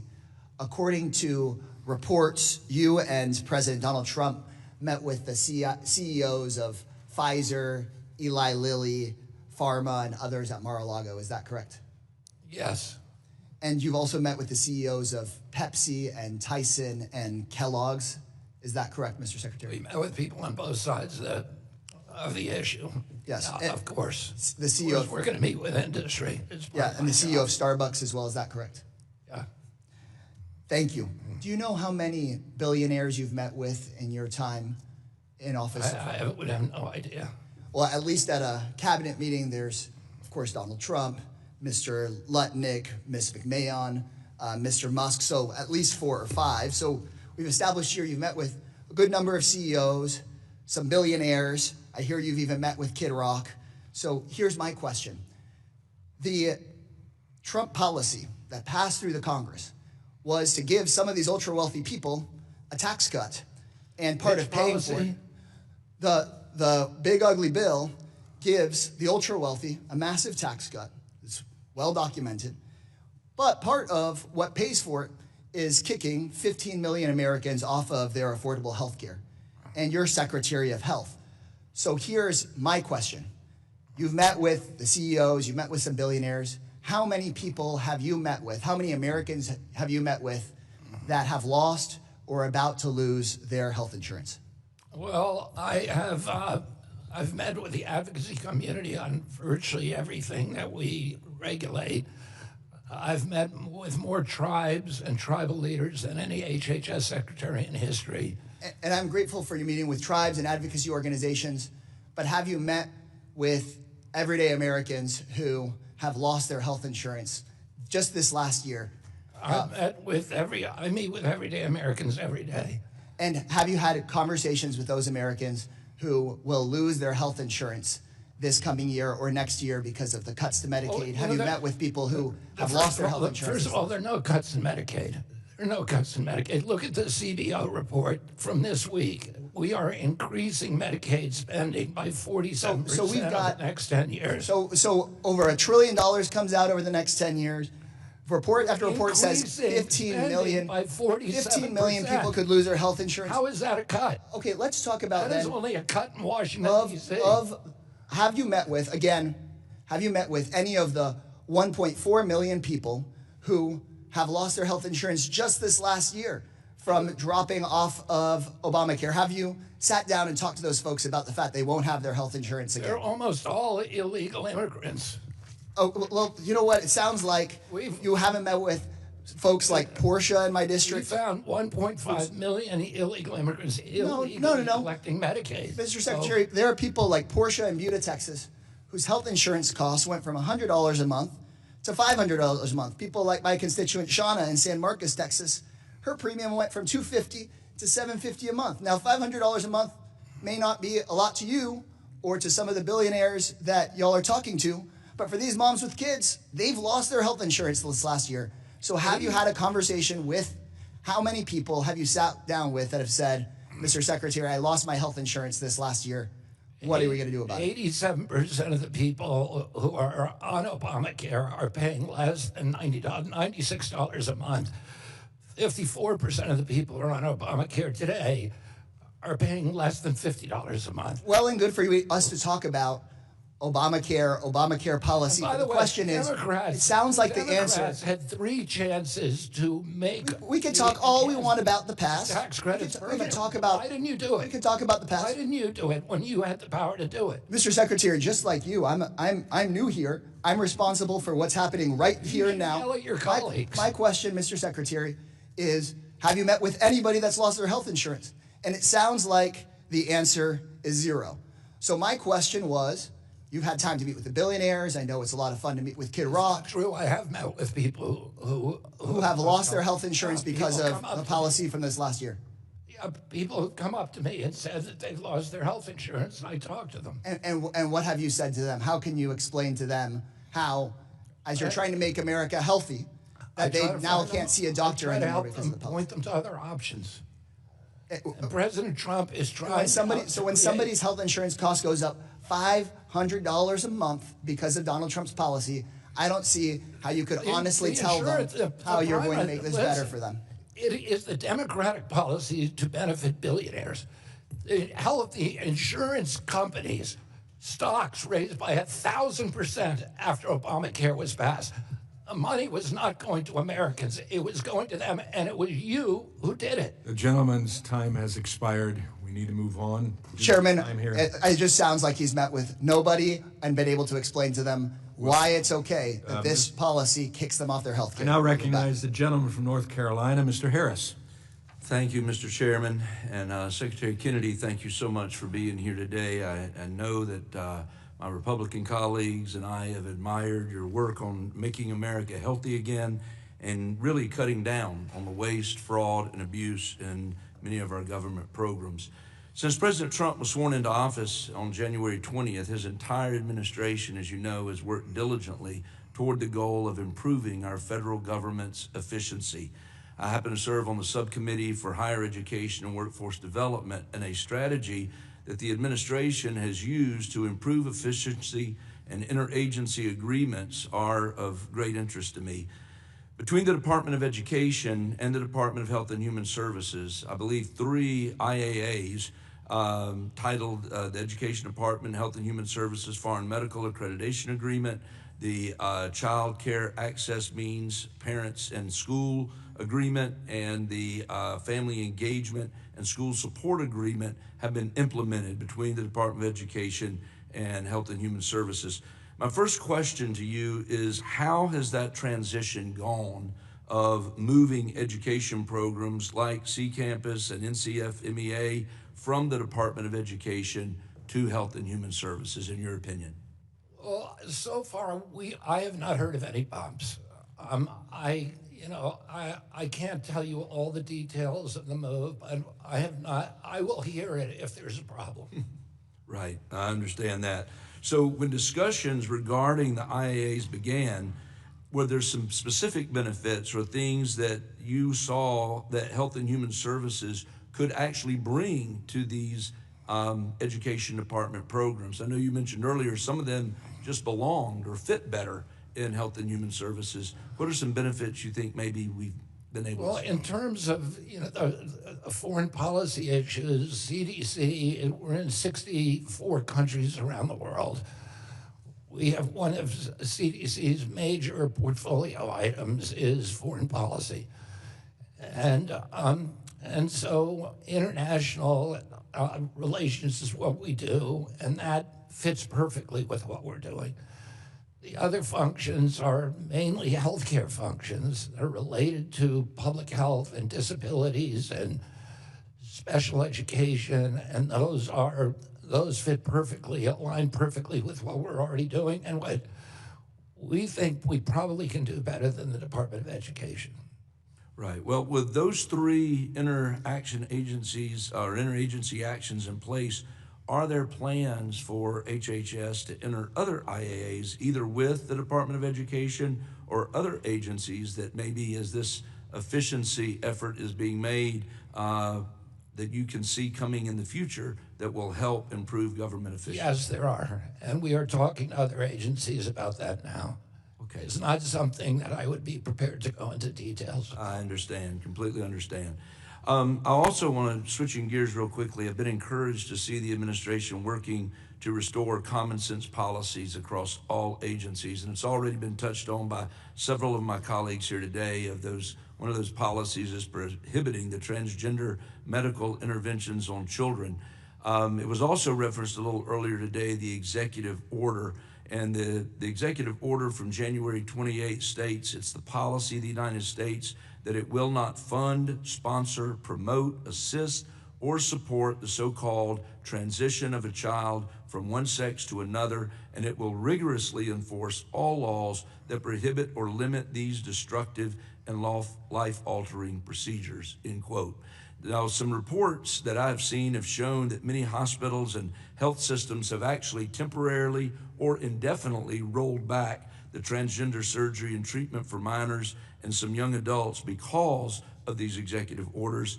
Just quickly asking, from your perspective, does that match these reports I've seen to the general trend that you're seeing as a Secretary of Health? We're seeing that trend across the board, and particularly with the suspension of Medicaid and Medicare funding for the hospitals that host these procedures. I think that's going to have a universal impact. Well, I want to join my other colleagues that have mentioned it in thanking you for your role as Secretary of Health and Human Services to take action to end chemical and surgical mutilation of children, and I'm very grateful for your service. And with that, Mr. Chairman, I'll yield back. I thank the gentleman. His time hasn't expired. And I recognize the gentlelady from Pennsylvania, Ms. Lee. Thank you, Mr. Chairman. So this is Black Maternal Health Week, so I'll just start there. Secretary Kennedy, I'm sure you're aware that Black women are at least 3 times more likely to die from pregnancy-related causes than white women. The vast majority of those deaths are preventable. Black women in my district are more likely to die during pregnancy than their peers in 97% of U.S. cities. Your written testimony mentions maternal and child health 4 times, but from what I've seen, the NIH canceled grants researching Black maternal health. Your administration's fiscal year 27 budget proposes eliminating Healthy Start, which is one of the federal government's primary community-based maternal health programs. And you've made it a priority of HHS to end diversity, equity, and inclusion. So yes or no, my question for you is, if a medical school or a public health school educates students about addressing the Black maternal mortality crisis, would you consider that an illegal DEI? No. No, you would not? No. Great. I do hope for the medical schools, the universities, and the accreditors, your administration has been threatening that they're watching this and take this directive to continue teaching about and addressing the Black maternal mortality crisis. And I expect your agency to restore and expand funding and support for that work. Also, yes or no, do you think consuming more protein and avoiding Tylenol will prevent Black women from dying 3 times more likely during a pregnancy? I doubt it. Tylenol doesn't kill you. So then why aren't you putting forth serious policies that actually address the health crises in this country instead of just these unserious conspiracy theories and this wellness influencer mess that we... You want me to answer that question, or are you just talking? No, it's a question. We are doing more on maternal health than any other administration. No, I said Black maternal health. On maternal health. Black maternal health. That includes Blacks and whites. But the thing is that they're actually not the same outcomes, which means that we need specific and intentional interventions for Black maternal health and Black infant. Can I finish? I'm saying. Are you going to answer that? Yeah, we have right now, we've implemented a perinatal pilot project that we're in 220 hospitals around the country. And we have reduced maternal health mortalities by 42% at those hospitals by providing them protocols. Can you please share what the reduction has been for Black maternal health? Across the board, it's 42%. But Black maternal health still has worse outcomes than other people. I wouldn't know. It helps everybody. But it isn't. Object to that? Okay, thank you. It is not. I do want to just, for the record, state that. It does not help everyone. Your agency told programs to remove a list of nearly 200 words and phrases from their funding applications, including the word Black. Do you have an idea of how we could solve the Black maternal mortality crisis if we can't say Black? President Trump is trying to end division in this country, not sow division. Not eviction. During the last 4 years. That's what DEI did. It divided people. It polarized people. No. We're not talking about eviction. We're talking about healthcare. I'm calling about DEI. We're talking about healthcare. Yeah. Disparities. So what we're asking is if you attack DE&I and then we have a crisis that impacts one population over another, but you cannot direct specific spending or research or interventions to that population, how do you solve the problem? Do you think the federal government should be paying for DEI? I think the federal government has a vested interest in ensuring that its citizens survive childbirth. Well, we are meeting that obligation. We are not. Oh, that I can explain to you how we are. You have not done so far. But also I would say that, we can improve healthcare for everybody at the same time as helping the people who are most likely to die. That's what DE&I, well, first of all, DE&I makes sure that we have Black doctors or women doctors. Or that we're talking about the fact that we have a mortality rate that is not matched by any other country as what we would call developed as ours. Really quickly, in yesterday's Ways and Means Committee hearing, you denied saying that every Black kid is now just a standard put on Adderall, SSRIs, benzos, which are known to induce violence, and those kids are going to have a chance to go somewhere else and get reparented. Why did you deny saying this? Why did I deny payment? No, why did you deny that you said that every Black kid is now just standard put on Adderall, SSRIs, benzos, which are known as to induce violence, and that you would rehome them? Well, it's largely true that Black kids, because it's easier to handle people, and a lot of the public. And you're going to rehome them? No, I never said that we should rehome them for illegal drugs. Oh. Psychiatric. Gentlelady's time has expired. Okay, I just wanted to know if that was him for the record. Thank you. Thank the gentlelady. I yield back. I recognize the gentleman from California, Mr. Kiley. Thank you, Mr. Chair. Morning, Mr. Secretary. I just wanted to first start by echoing part of what my colleague from Texas said about the expiration of the ACA subsidies. This is a serious issue for a lot of people in this country right now who have seen an escalating increase in their premium payments. I will say I think it represented a failure on both sides to come together and find a solution. I had a bipartisan bill. There were a couple of others on this issue. But partisan politics got in the way, and now people are having to pay a lot more, and things have become even more unaffordable. So I do hope that we can still, even at this late hour, find a way to solve this problem and make people whole. But what I actually want to talk to you about today is the new food pyramid, which I think is one of the most important documents our government has issued in a long time. And there's a website to go along with it, realfood.gov, that is, I think, the most user-friendly government website I've ever seen. I'd highly recommend people check it out, realfood.gov. And regardless of what anyone thinks about you, Mr. Secretary, about the president, or about me, or anyone on this committee, I would hope that this is something that we can all come together around. Because some of the statistics you've already cited and that are in your supporting documents here are truly jarring. 70+% of adults in the U.S. being overweight, way more than any other developed country. A third of adolescents have prediabetes. As a result, we have lower life expectancy, maybe 2.5 years of reduced life expectancy because of these issues. Chronic disease consumes, as you mentioned, 90% of our overall spending. So you've addressed some of this already, but can you just explain briefly, how it is that our food supply in the U.S. is linked to all of these problems? Yeah, I mean, it's a confluence of different forces, but I think probably the most potent driver was the GRAS standards. GRAS is a loophole known as generally recognized as safe, and it was put into the Food, Drug, and Cosmetic Act in 1948 to allow companies to include ingredients that were traditional, like vinegar and salts and wheat and these kind of things. But it was hijacked by the food industry so that they're now using it to put any chemical that they make in a lab without even informing us what it is. We now have 10,000 ingredients in our food, and we have no idea about the safety of almost any of them. The Europeans don't have this, and they have only 400 ingredients in their food. Oh, that explains why Americans, partially, why Americans are so sick. And then the other thing was the food pyramid itself was the creation of corruption. The people who were writing it were captured by lobbyists, certain companies that were trying to promote margarines and ultra-processed foods and to get rid of protein. And that's what they did. They did false studies that were fraudulent that said that protein caused heart attacks. There's zero evidence of that. So they took protein off, and as a result, today, 70% of the calories that Americans eat are ultra-processed food, and it's just poison.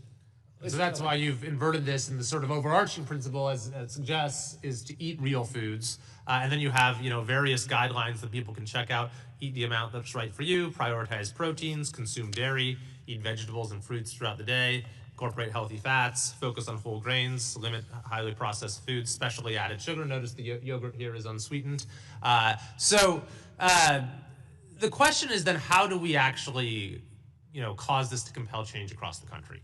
That's a very, challenging task. But we do have a pretty good, maybe precedent for this when it comes to cigarette use. We've seen a reduction of maybe 4 out of every 10 adults smoking in the 60s to 1 out of every 10 adults now. So are there any lessons to be learned here? And what do you think the keys are to actually compelling adoption of these habits and practices, changes in institutions, in a way that will actually reverse these long-term trends? We don't want to use compulsion. Americans should always have choice. If you want to eat a Krispy Kreme donut, you should be able to do it. Sure. But we have the power of the subsidy program, $405 million a day from USDA to WICS, Head Start, school lunches, Indian tribal services, and we are using those to drive changes in the dietary culture. So, for example, I'll just give you one example. Brooke Rollins has required that every retailer that gives out, that accepts food stamps, has to double the amount of real food in their facility. And that's just one example, but there are many, many, many. We're changing food in the military. We're changing hospital food. We're doing this across the board to drive these changes and create a revolution in food culture in this country. That's fantastic. And yeah, the more we can do that to encourage this pyramid to become more widely known and practiced, I think it'll benefit our country enormously. So Gentlemen's time Thank has you, expired, even though I'm grateful here about Krispy Kreme donuts. Now I recognize the gentleman from New York, Mr. Mannion. Thank you, Mr. Chair. Thank you, Mr. Secretary, for your testimony today. Earlier in this hearing, Representative Takano had referenced Truth Social posts from the president, and I believe I heard your response to be that he was the most sane president. Do you care to comment any further, or is that your? If you look at that Truth Social post, I was pointing out the last line of it says, "God bless the Iranian people." So it was clear that he was sending a nuanced message. He was sending a message of brute force and violence to the mullahs to incentivize them to change, but also sending a message of love and compassion to the Iranian people. So you can look at it and say, oh, it's insane that he'd make this kind of threat. But he's a deal maker. He's a bargainer. Thank you, Mr. Secretary. I appreciate that. More sane than your uncle? He's very, very sane. So I grew up in a place called Tipperary Hill. I'd say he's more sane than Uncle Joe. And Uncle Joe Biden. Your uncle, your father, were heroes to the Irish Catholic community. Your uncle, a Purple Heart recipient, a World War II veteran and naval commander, a hero, a member of the House of Representatives and the United States Senate, and a president whose term ended in assassination and is widely regarded as someone who navigated our country through possibly the most challenging time of the Cuban Missile Crisis. There were 2 pictures that hung in the homes of Irish Catholics in my neighborhood, separate pictures. One of your uncle, President John Fitzgerald Kennedy, and the other of the baby Jesus, the light of the world, 2 separate pictures. So I thank you for being here today. I have various concerns about the direction of HHS under your leadership, but today I'd like to focus on some particularly harmful attacks made on the disability community. Your actions and statements, Mr. Secretary, have contributed to real fears, anxieties, and consequences for millions of families. I know some of my colleagues have raised these with you as well, but I want to again point out some of the statements that I think reveal a bias and a credibility issue. You previously said that people with autism, and again, I acknowledge your statements previously in this hearing, that these are the most profoundly autistic individuals, but the impact it has on families and statements that they will never hold a job, never play baseball, never write a poem, never go out on a date, or never use a toilet unassisted, those are incredibly impactful. Additional statements that individuals with autism and the epidemic that exists is catastrophic to our country and destroys families. As these words weren't insulting enough, you've also insinuated and insulted the intelligence of American people by linking autism to vaccines, Tylenol, and circumcision. Mr. Kennedy, not long ago, any of these claims would have been disqualifying for someone in your position, especially given a lack of scientific or medical training on your part. These would have prompted dismissal, and we would have dismissed these statements as ridiculous and unverified theories. But in this administration, falsehoods are routinely given a platform and are perpetuated. Incompetence is also often rewarded, as is loyalty, and there's very rarely accountability for statements such as this.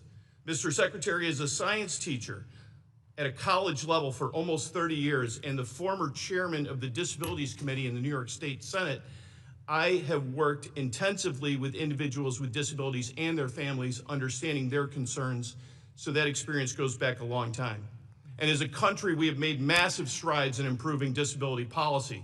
But now, under your watch, we're moving in the wrong direction. A $1 trillion cut to Medicaid that you have let happen and have tried to downplay is dismantling many important programs, including the Administration for Community Living at HHS, which oversees programs supporting senior and individuals with disabilities. And now, you and Secretary McMahon seem to be working behind closed doors to dismantle the Department of Education and expand HHS's role in key educational programs.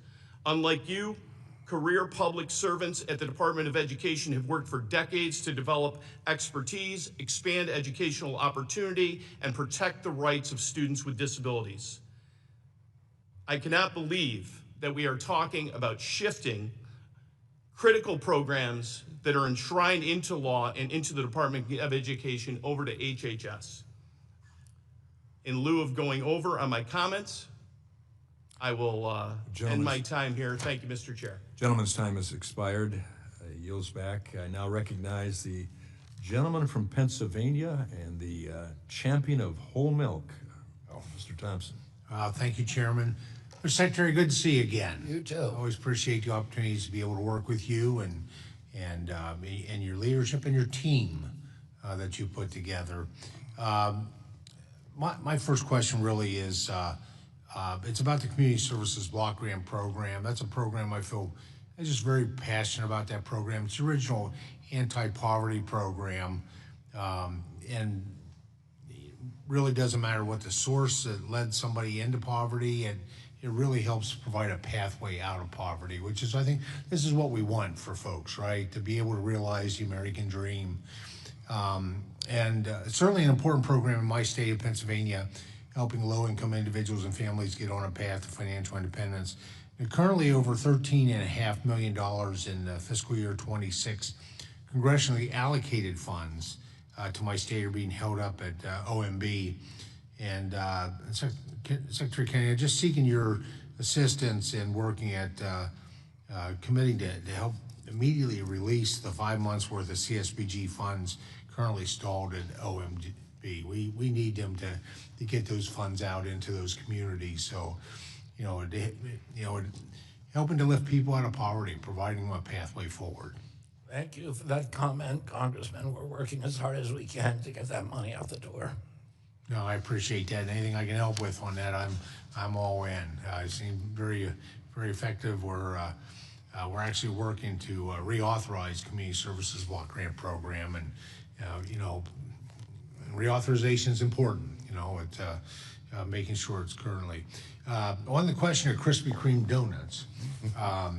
I'd have to say only with a glass of whole milk. That would be the best combination. Now, I've worked for over a decade to restore whole milk in our schools, cafeterias, and was honored that my legislation, Whole Milk for Healthy Kids Act, was signed into law by President Trump in January, allowing schools the flexibility to offer flavored, non-flavored, whole, and 2% milk. Just common sense, really common sense and science. Secretary Kennedy, I was pleased that the dietary guidelines for Americans that were released earlier this year recommended whole, full-fat milk. Question for you, how would including whole milk in school meal programs improve nutritional outcomes for children? It's absolutely critical. It's criminal that we took it out of the schools for 2 generations. We had 2 generations of kids who were not growing up with the best access to the finest source of micronutrients that build their brains, build their body, build their bones. We're now putting it back in the schools. Some of the schools are having trouble because they have contracts with vendors that don't include it, but we're working with them to make sure that they all are serving home, and the kids love it. The kids are drinking it because it tastes better. And, people's bodies crave fats, and you have healthy fats in whole milk that you can't get anywhere else, and it tastes better than 2% or skim milk. The kids love it much more, and it's crazy that we deprived all of those generations of kids on this critical food source. Yeah, absolutely. I know that your colleague and a good friend of mine, Secretary Brooke Rollins, is preparing to, I anticipate, hopefully in the next couple of weeks, to see published in a congressional record just clarity that this will apply not just to school lunches, but for breakfast and, quite frankly, any time that meals are served within the school system. Any thoughts on what steps that can we take to help schools successfully transition to offering whole milk? The biggest help we need, the biggest impediment to getting good food into the schools is that a lot of schools have abandoned their kitchens. When I was a kid, every school had a kitchen, and that's not true today. And, we need to be able to help them build kitchens and to get, to purchase cutlery and to purchase cutting boards and all the things they need to actually be making good food there. What we're finding is that good food is actually, in many cases, cheaper than the processed and ultra-processed foods that they were getting. It's much cheaper than fast food. In fact, our program in the military, we're shifting, Pete Hegseth is shifting the military from the terrible, appalling food that they had that only 1/3 of the troops were eating. And we were paying $18.50 a day. We're now on 5 bases, about to go into 20 bases with good, rich, whole food, a lot of it locally sourced. And we're feeding them about $10 a day. So it's, good food is not more expensive as long as you're cooking it at home. Well, Gentleman's time has expired. Secretary. While we'd like to talk more about Krispy Kreme and chocolate whole milk, we're going to move now to the gentlelady from Connecticut, Mrs. Hayes. Thank you. Good afternoon. Firearms are the leading cause of death for children and teenagers in the United States. Pediatricians, trauma surgeons, emergency physicians, and public health experts have repeatedly described firearm injury as a public health emergency. As my colleague stated, when you were asked during your confirmation hearing if you believe firearm violence was a public health crisis, you answered with one word, no. You went on to say, you believe that HHS can explore solutions for the behavioral health and substance abuse epidemic without compromising sacred rights and freedom.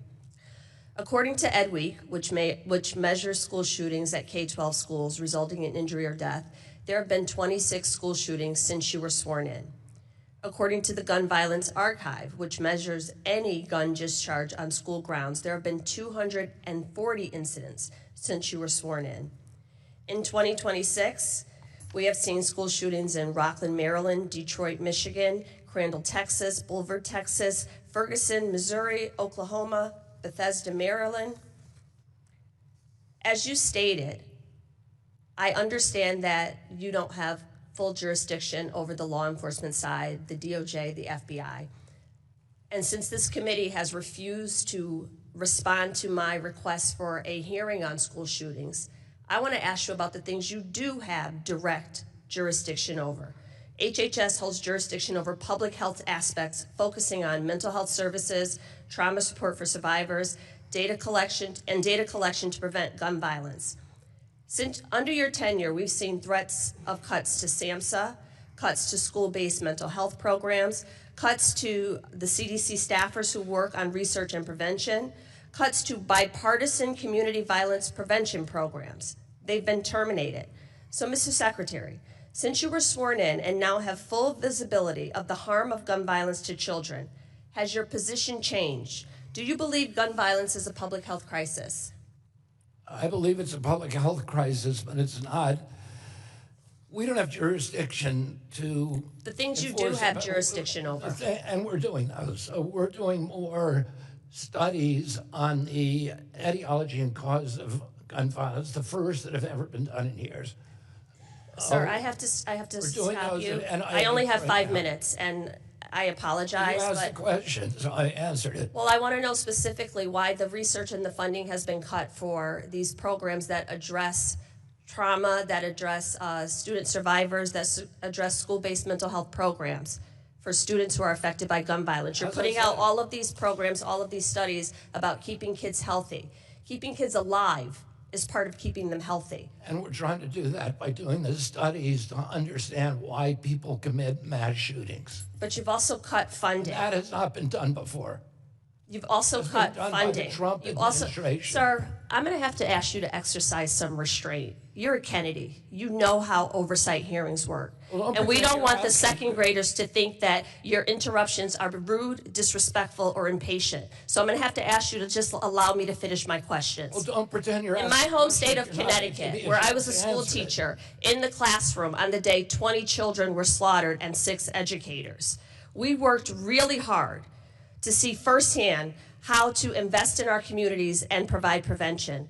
Connecticut has created some of the strongest school-based violence prevention systems in the country through multidisciplinary threat assessment teams, early intervention programs, and partnerships that help schools identify concerning behavior. I put forth a bill, the School Violence Prevention Act, to begin to collect data to see how we can have federal programs to address these traumatic outcomes for kids. Many of the things that we fought for in the Bipartisan Safer Communities Act have been cut. So I have to ask you, what have you done to address the health of children? You point out so many other things about the food they eat, all these other things. What have you done to keep kids safe from gun violence outside of commissioning a study? As I said, we have no law enforcement. Congress has not given us law enforcement. I'm not asking you about law enforcement, sir. What we do is we study issues and we study problems, and we're doing that with gun violence, which has not been done specifically before. a study that you've commissioned. We did it. We've done. I think it's almost near completion. We did a study on school shootings to look at what the shooters have in common, what medications they may have been receiving, whether they were on SSRIs, whether they were on benzos, and we're expanding that now across the agency to do even more of those. The gentlelady's time has expired. I'd like more information on that study because I'm unaware of it. I yield back. Happy to The gentlelady provide. yields back. I now recognize the gentlelady from Arizona, Ms. Grijalva. Thank you for your time today. I have to say, as I listen here, with all the health initiatives that you're espousing, I have grave concerns about the HHS bill budget and the cuts that are being proposed. I spent 20 years on a school board and saw firsthand how support systems children have or don't have outside of the classroom shape their outcomes. At the most basic level, children can't go to school if they're sick, they can't learn on an empty stomach, and their families can't get ahead if they can't access health care. I'd like to first talk to you about your proposed cuts to medical research. I was reading an article this morning that talked about your affinity to perform your own medical research. You apparently once cut the penis off a road-killed raccoon to study them later. You speak fondly of medical research, yet your budget cuts show that the National Institutes of Health are going to get a cut of more than 12%. This level of cuts would halt promising research, force layoffs of scientists and research staff, and undermine America's global leadership in medical intervention and innovation. What specific diseases do you believe deserve less medical research? DEI. Okay, so but We got $1 billion. do you have a specific program, a specific disease that deserves less funding? I would say we're putting $1 billion into DEI, and DEI research has never cured any disease. It's never produced any new drug. Okay, so between We had a February of 2025 and April of 2025, HHS canceled or froze more than $180 million in National Cancer Institute grants. Were you the one to approve these cuts to cancer grants, or did that come directly from the White House? We're giving the highest, one of the highest budget increases to NCI. Can you just in this answer my proposed budget. specific question? Were you the one who approved those cuts, or did that come from the White House? As I said, we are raising the budget for NCI, for the National Cancer Institute, in this budget. Yeah. It's one of the only agencies throughout my, sub-agencies throughout my entire agency that's receiving a raise. Okay, so Secretary Kennedy, you have the responsibility to tell the truth to this committee, and here are some examples of cuts. In April of 2025, HHS canceled an NIH grant regarding strategies to reduce cancer and chronic disease in the Arkansas Delta. In 2025, a grant selective targeting of pancreatic cancer was cut. In March of 2025, a grant, the automated digital imaging for cervical cancer screening. The list continues to go on. You've also noted that SNAP can be used to purchase whole foods. And when we look at some of the recent data, just in Arizona, the district that I represent, 424 fewer people, including 180 children, have lost food assistance since the enactment of H.R. 1. My constituents are writing to me telling me that they're hungry and cannot afford food. As the Secretary of Health and Human Services, will you make a statement here today that you oppose hunger in this country? Well, I oppose hunger in this country, and we're the first administration to be doing something about getting actually good food. Thank you. The I'm children. grateful that you're standing against the Republican hunger cuts. And if HHS spends $21 billion on physician training, yet only 1% goes to community-based programs like teaching health centers that actually reduce primary care shortages, why are we underinvesting in the models that work? For rural health, for community health centers. I just put $143 million into community health centers for physician retention. We also put $50 billion into the Rural Transformation Process program, which has a lot of money for rural healthcare frontline physicians, to retain them, to keep them, to do residencies there.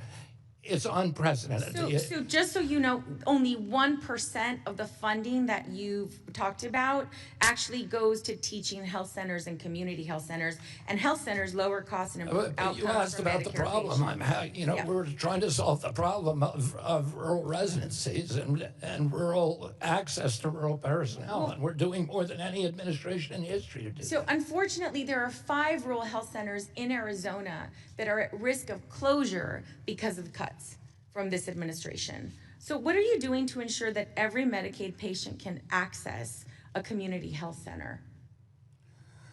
There's 39 million Americans in community health centers, and my personal belief is that it's the most effective health centers in our country. Absolutely. What they're doing is better than any, and we're making big investments to make sure that they continue. We've raised the funding in this budget for community health centers, and then I'm finding other pockets of money funnel, as I did last week, $135 million. I would really like to see the data that shows that, because the rural health communities and health centers in my district are suffering greatly under this administration. Well, I announced the Thank you, program. and I yield back. I announced the Thank you. program in Arizona last week at a Generally- community health center. The gentlelady's time has expired, and I would recommend making direct contact between the two of you. So thank you. I now recognize the gentleman from California, Mr. Desaulniers. Thank you, Mr. Chairman. Mr. Secretary, I want to start with something I think we agree on. I've had a long time since local government, and in the district I represent, the East Bay of the San Francisco Bay Area, we've been leaders on attacking the tobacco industry and protecting kids in particular. So you have made a comment, which I laud, that you want to wipe out e-cigarettes in the country. I put a lot of work into making sure that Juul was held accountable for what they were doing, yet we still have almost 2 million American kids using illegal e-cigarettes. So where your jurisdiction is in enforcement, unfortunately you're cutting enforcement. How will you do what you have said you want to do, and I believe you want to do, is wipe out e-cigarette use, and in this instance, illegal e-cigarette use, by increasing enforcement? Do you mean vapes? Yes. Oh, the Vapes, Juul, companies like we're Juul. increasing it for. I mean, the budget increases enforcement for Chinese vapes, and I've already been. You know, I was in Illinois a couple of weeks ago doing a major enforcement action. We confiscated about 1 million. Pam Bondi and I about 1 million Chinese vapes. There's an argument for vapes. Vapes reduce cigarette tobacco smoking, which is much worse. That was the argument Juul made, and I'd be happy to have a further conversation. I'd love to have that conversation. All right. So on another important matter, and I think, and this goes to SAMHSA Behavioral Health, you and I have some similar family background. My dad was an alcoholic, and he took his life many years ago. So since then, I've spent a lot of time on behavioral health, mental health. Mr. Wahlberg and I have done initiatives on this, and prevention.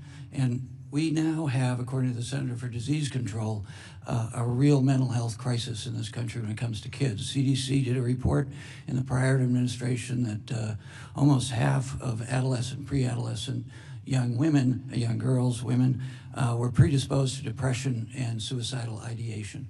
So how can we work together to prevent that? How can we work together to using research from SAMHSA and other research around the world to make sure we start making an impact and dropping these really serious behavioral mental health issues for future generations? Congressman, it's a top priority for me. I would love to hear your ideas. We just announced the Great American Recovery Plan. I'm working on with Catherine Burgum, with my cousin Patrick Kennedy, who you know, and with many other people who are top in their field, including, I think, Jonathan Sharon, who you probably know from Los Angeles. So we're looking for the best ideas, and President Trump wants us to implement them. This is a issue that is a high priority for him, and as you point out, for me personally, I would love to talk to you about what you think that we could be doing better, and if there's new ideas, we want to hear them. One of the big challenges I see, both from my personal background, which I think you share parts of that certainly, is the deployment of the amazing research that NIH, SAMHSA, the University of California, San Francisco, not far from my district, is doing remarkable work. So the deployment of that research is a real challenge. Since parity, we had a 300% increase in Americans asking for mental health and behavioral health services. We've had a 300% decrease in young people going into the field because they can't pay their student loans because of the cost of school and training. I talked to 2 young psychologists who said they had $350,000 in student debt. They didn't have any money. they were clearly had a calling to this field, but they didn't have any way that they could recover their costs. So that's another thing I think is of extreme urgency. And very lastly, in the county I represent, and being a former county elected, we spent a lot of time, thanks to my predecessor, Mr. Miller, the former chair of this committee, doing prevention. But with the big ugly bill, we've taken all of that prevention, primary care clinics, a lot of the work you espouse. Mr. Miller was very important in changing the nutrition standards in this committee on free and reduced lunch to make sure all the things that you've talked about actually deliver, that we're bringing farm to food, really wonderful food to kids, and we've changed in California. I had a bill in here about getting schools to be able to get grants for kitchen equipment that was more appropriate to your last question, more attuned to preparing food like that. I spent 35 years in the restaurant business. So changing that and changing away from prevention under the big HR1 is a huge contradiction to what I hear you say frequently, that it's about prevention and knowledge. And in the county I represent, they've already seen this huge increase, and it's going to get larger and larger. Needs to wrap up. Because all those people who we were working with in primary care and prevention are now ending up with higher acuity in the county hospital emergency room. So if you could spend just a second talking about moving away from prevention and into crisis, which this administration's doing. We'll have to carry it on in another format, but because the time has expired and we are running close to the time limit. So I now recognize the ranking member, the gentleman from Virginia, Mr. Scott. Thank you, Mr. Chairman, and thank you, Mr. Secretary, for being with us today. Let me make a couple of comments before I get to questions. The first is I want to join in the bipartisan support for the Community Services Block Grant.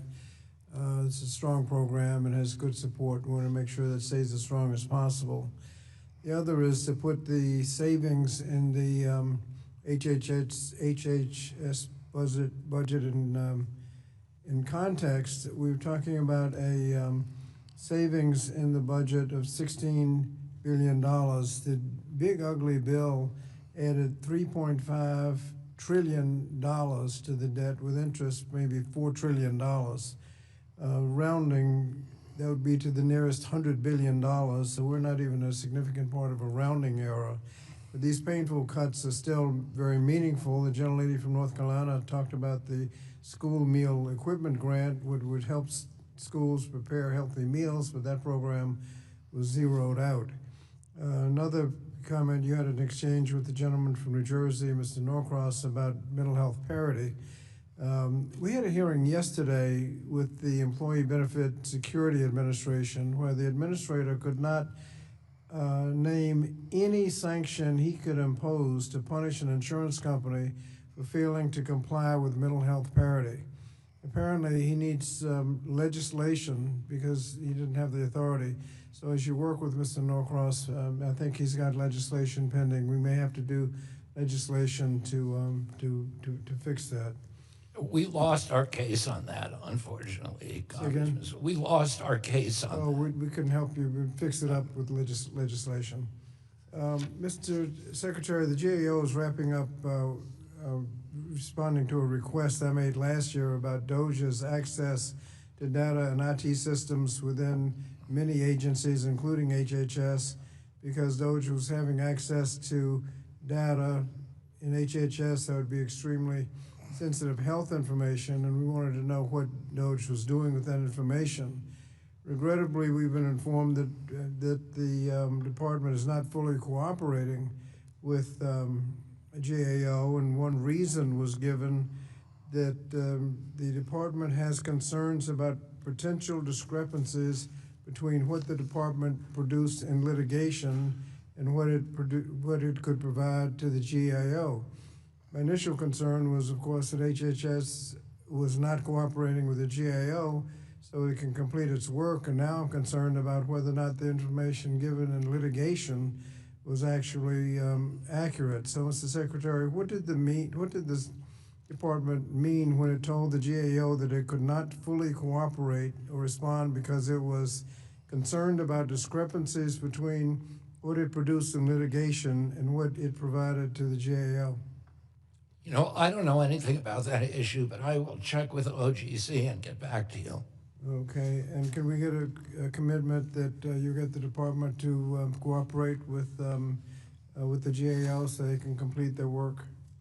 Of course. Thank you. Mr. Secretary, over the last several months, the Trump administration has signed deals with 16 prescriptive drug companies in exchange for exemptions from the tariffs. The White House and you have claimed that these deals have secured the lowest drug prices ever. Here's the problem. We don't have any public information about the terms of the deal, so there's no way to confirm exactly what these savings might be. Will you commit to releasing the information on those 16 most favored nation agreements entered into between the Trump administration and these 16 pharmaceutical companies? I mean, most of the information is public. The prices are public. The old list price is public. There's proprietary information that I cannot, and business trade secrets that I cannot release. And in fact, in the Democrats and the Inflation Reduction Act legislation, there was an NDA provision that recognized during the negotiations there was going to be the ability for HHS to deal privately and make agreements, which Congress does.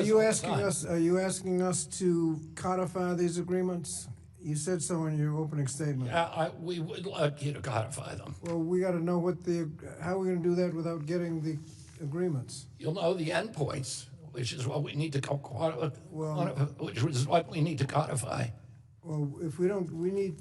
If you know what the prices should be, you can codify them, and there's nothing that prevents Congress from meeting with those companies as well. You do it all the time, and you do it in secret. You're asking us to codify agreements and won't give us what the agreements are. We're asking you to codify a most favored nation status so that we get the lowest price of any nation in the world. Mr. Chairman, I yield back. I thank the gentleman. And I thank all my colleagues on both sides of the aisle for their attention to this hearing, and a hearing that we've looked forward to, and so I appreciate that. And at this point, I recognize the ranking member, Mr. Scott, for his closing remarks. Mr. Chairman, we've had, I think, a good exchange with the Secretary across the political spectrum. Americans all want to do the same things. We want to be able to pay our bills, eat nutritious food, and see a doctor when we're sick. And that's why it's difficult to see that we've slashed public health. We've made health care less affordable. We've taken away safety net programs. The administration has undermined public health system, wreaked havoc in the current and future generations of Americas. And the budget cuts, although they are significant and painful, don't come anywhere close to making up for the damage done to the budget and the big ugly bill. I mean, you're talking about trillions, and here we're talking tens of billions, but those cuts are still extremely painful. Ultimately, the burden of the tax will fall on the shoulders of working Americans. Food prices, energy bills, healthcare costs don't disappear because investments are not in the president's budget. The burden of those expenses will go into working families who do not have the luxury of buying their way out of these realities. We live in the wealthiest country in the world, and yet our citizens are forced to go into debt to stay healthy. Department must remember its mission to enhance the health and well-being of all Americans, not just the wealthy few. And it's essential that the department focus and calibrate its efforts to make working families' health a high priority. And the budget does not reflect that. You've got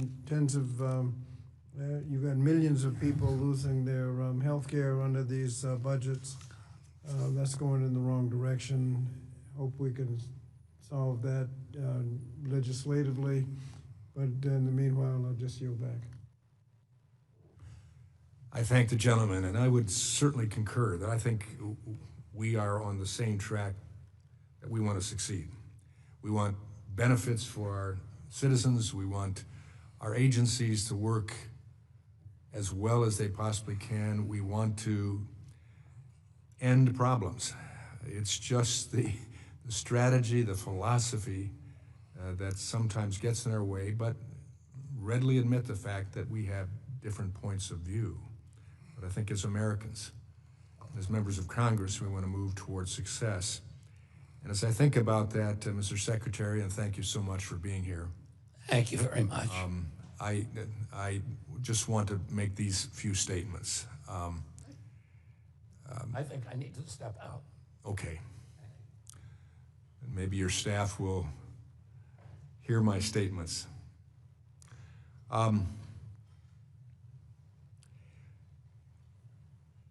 As the Education and Workforce Committee, we're responsible for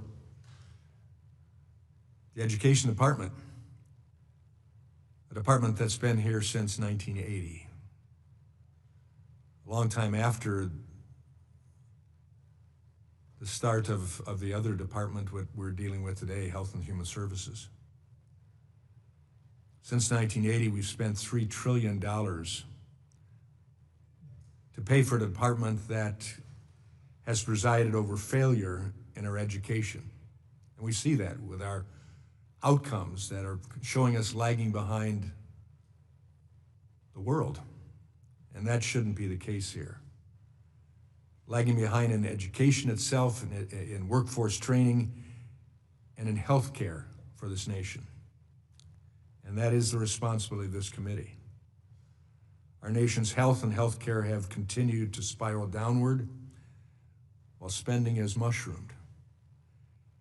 We clearly need to change our game plan, and I think what we're talking about today, sometimes talking past each other, is that it isn't just money that will bring the success.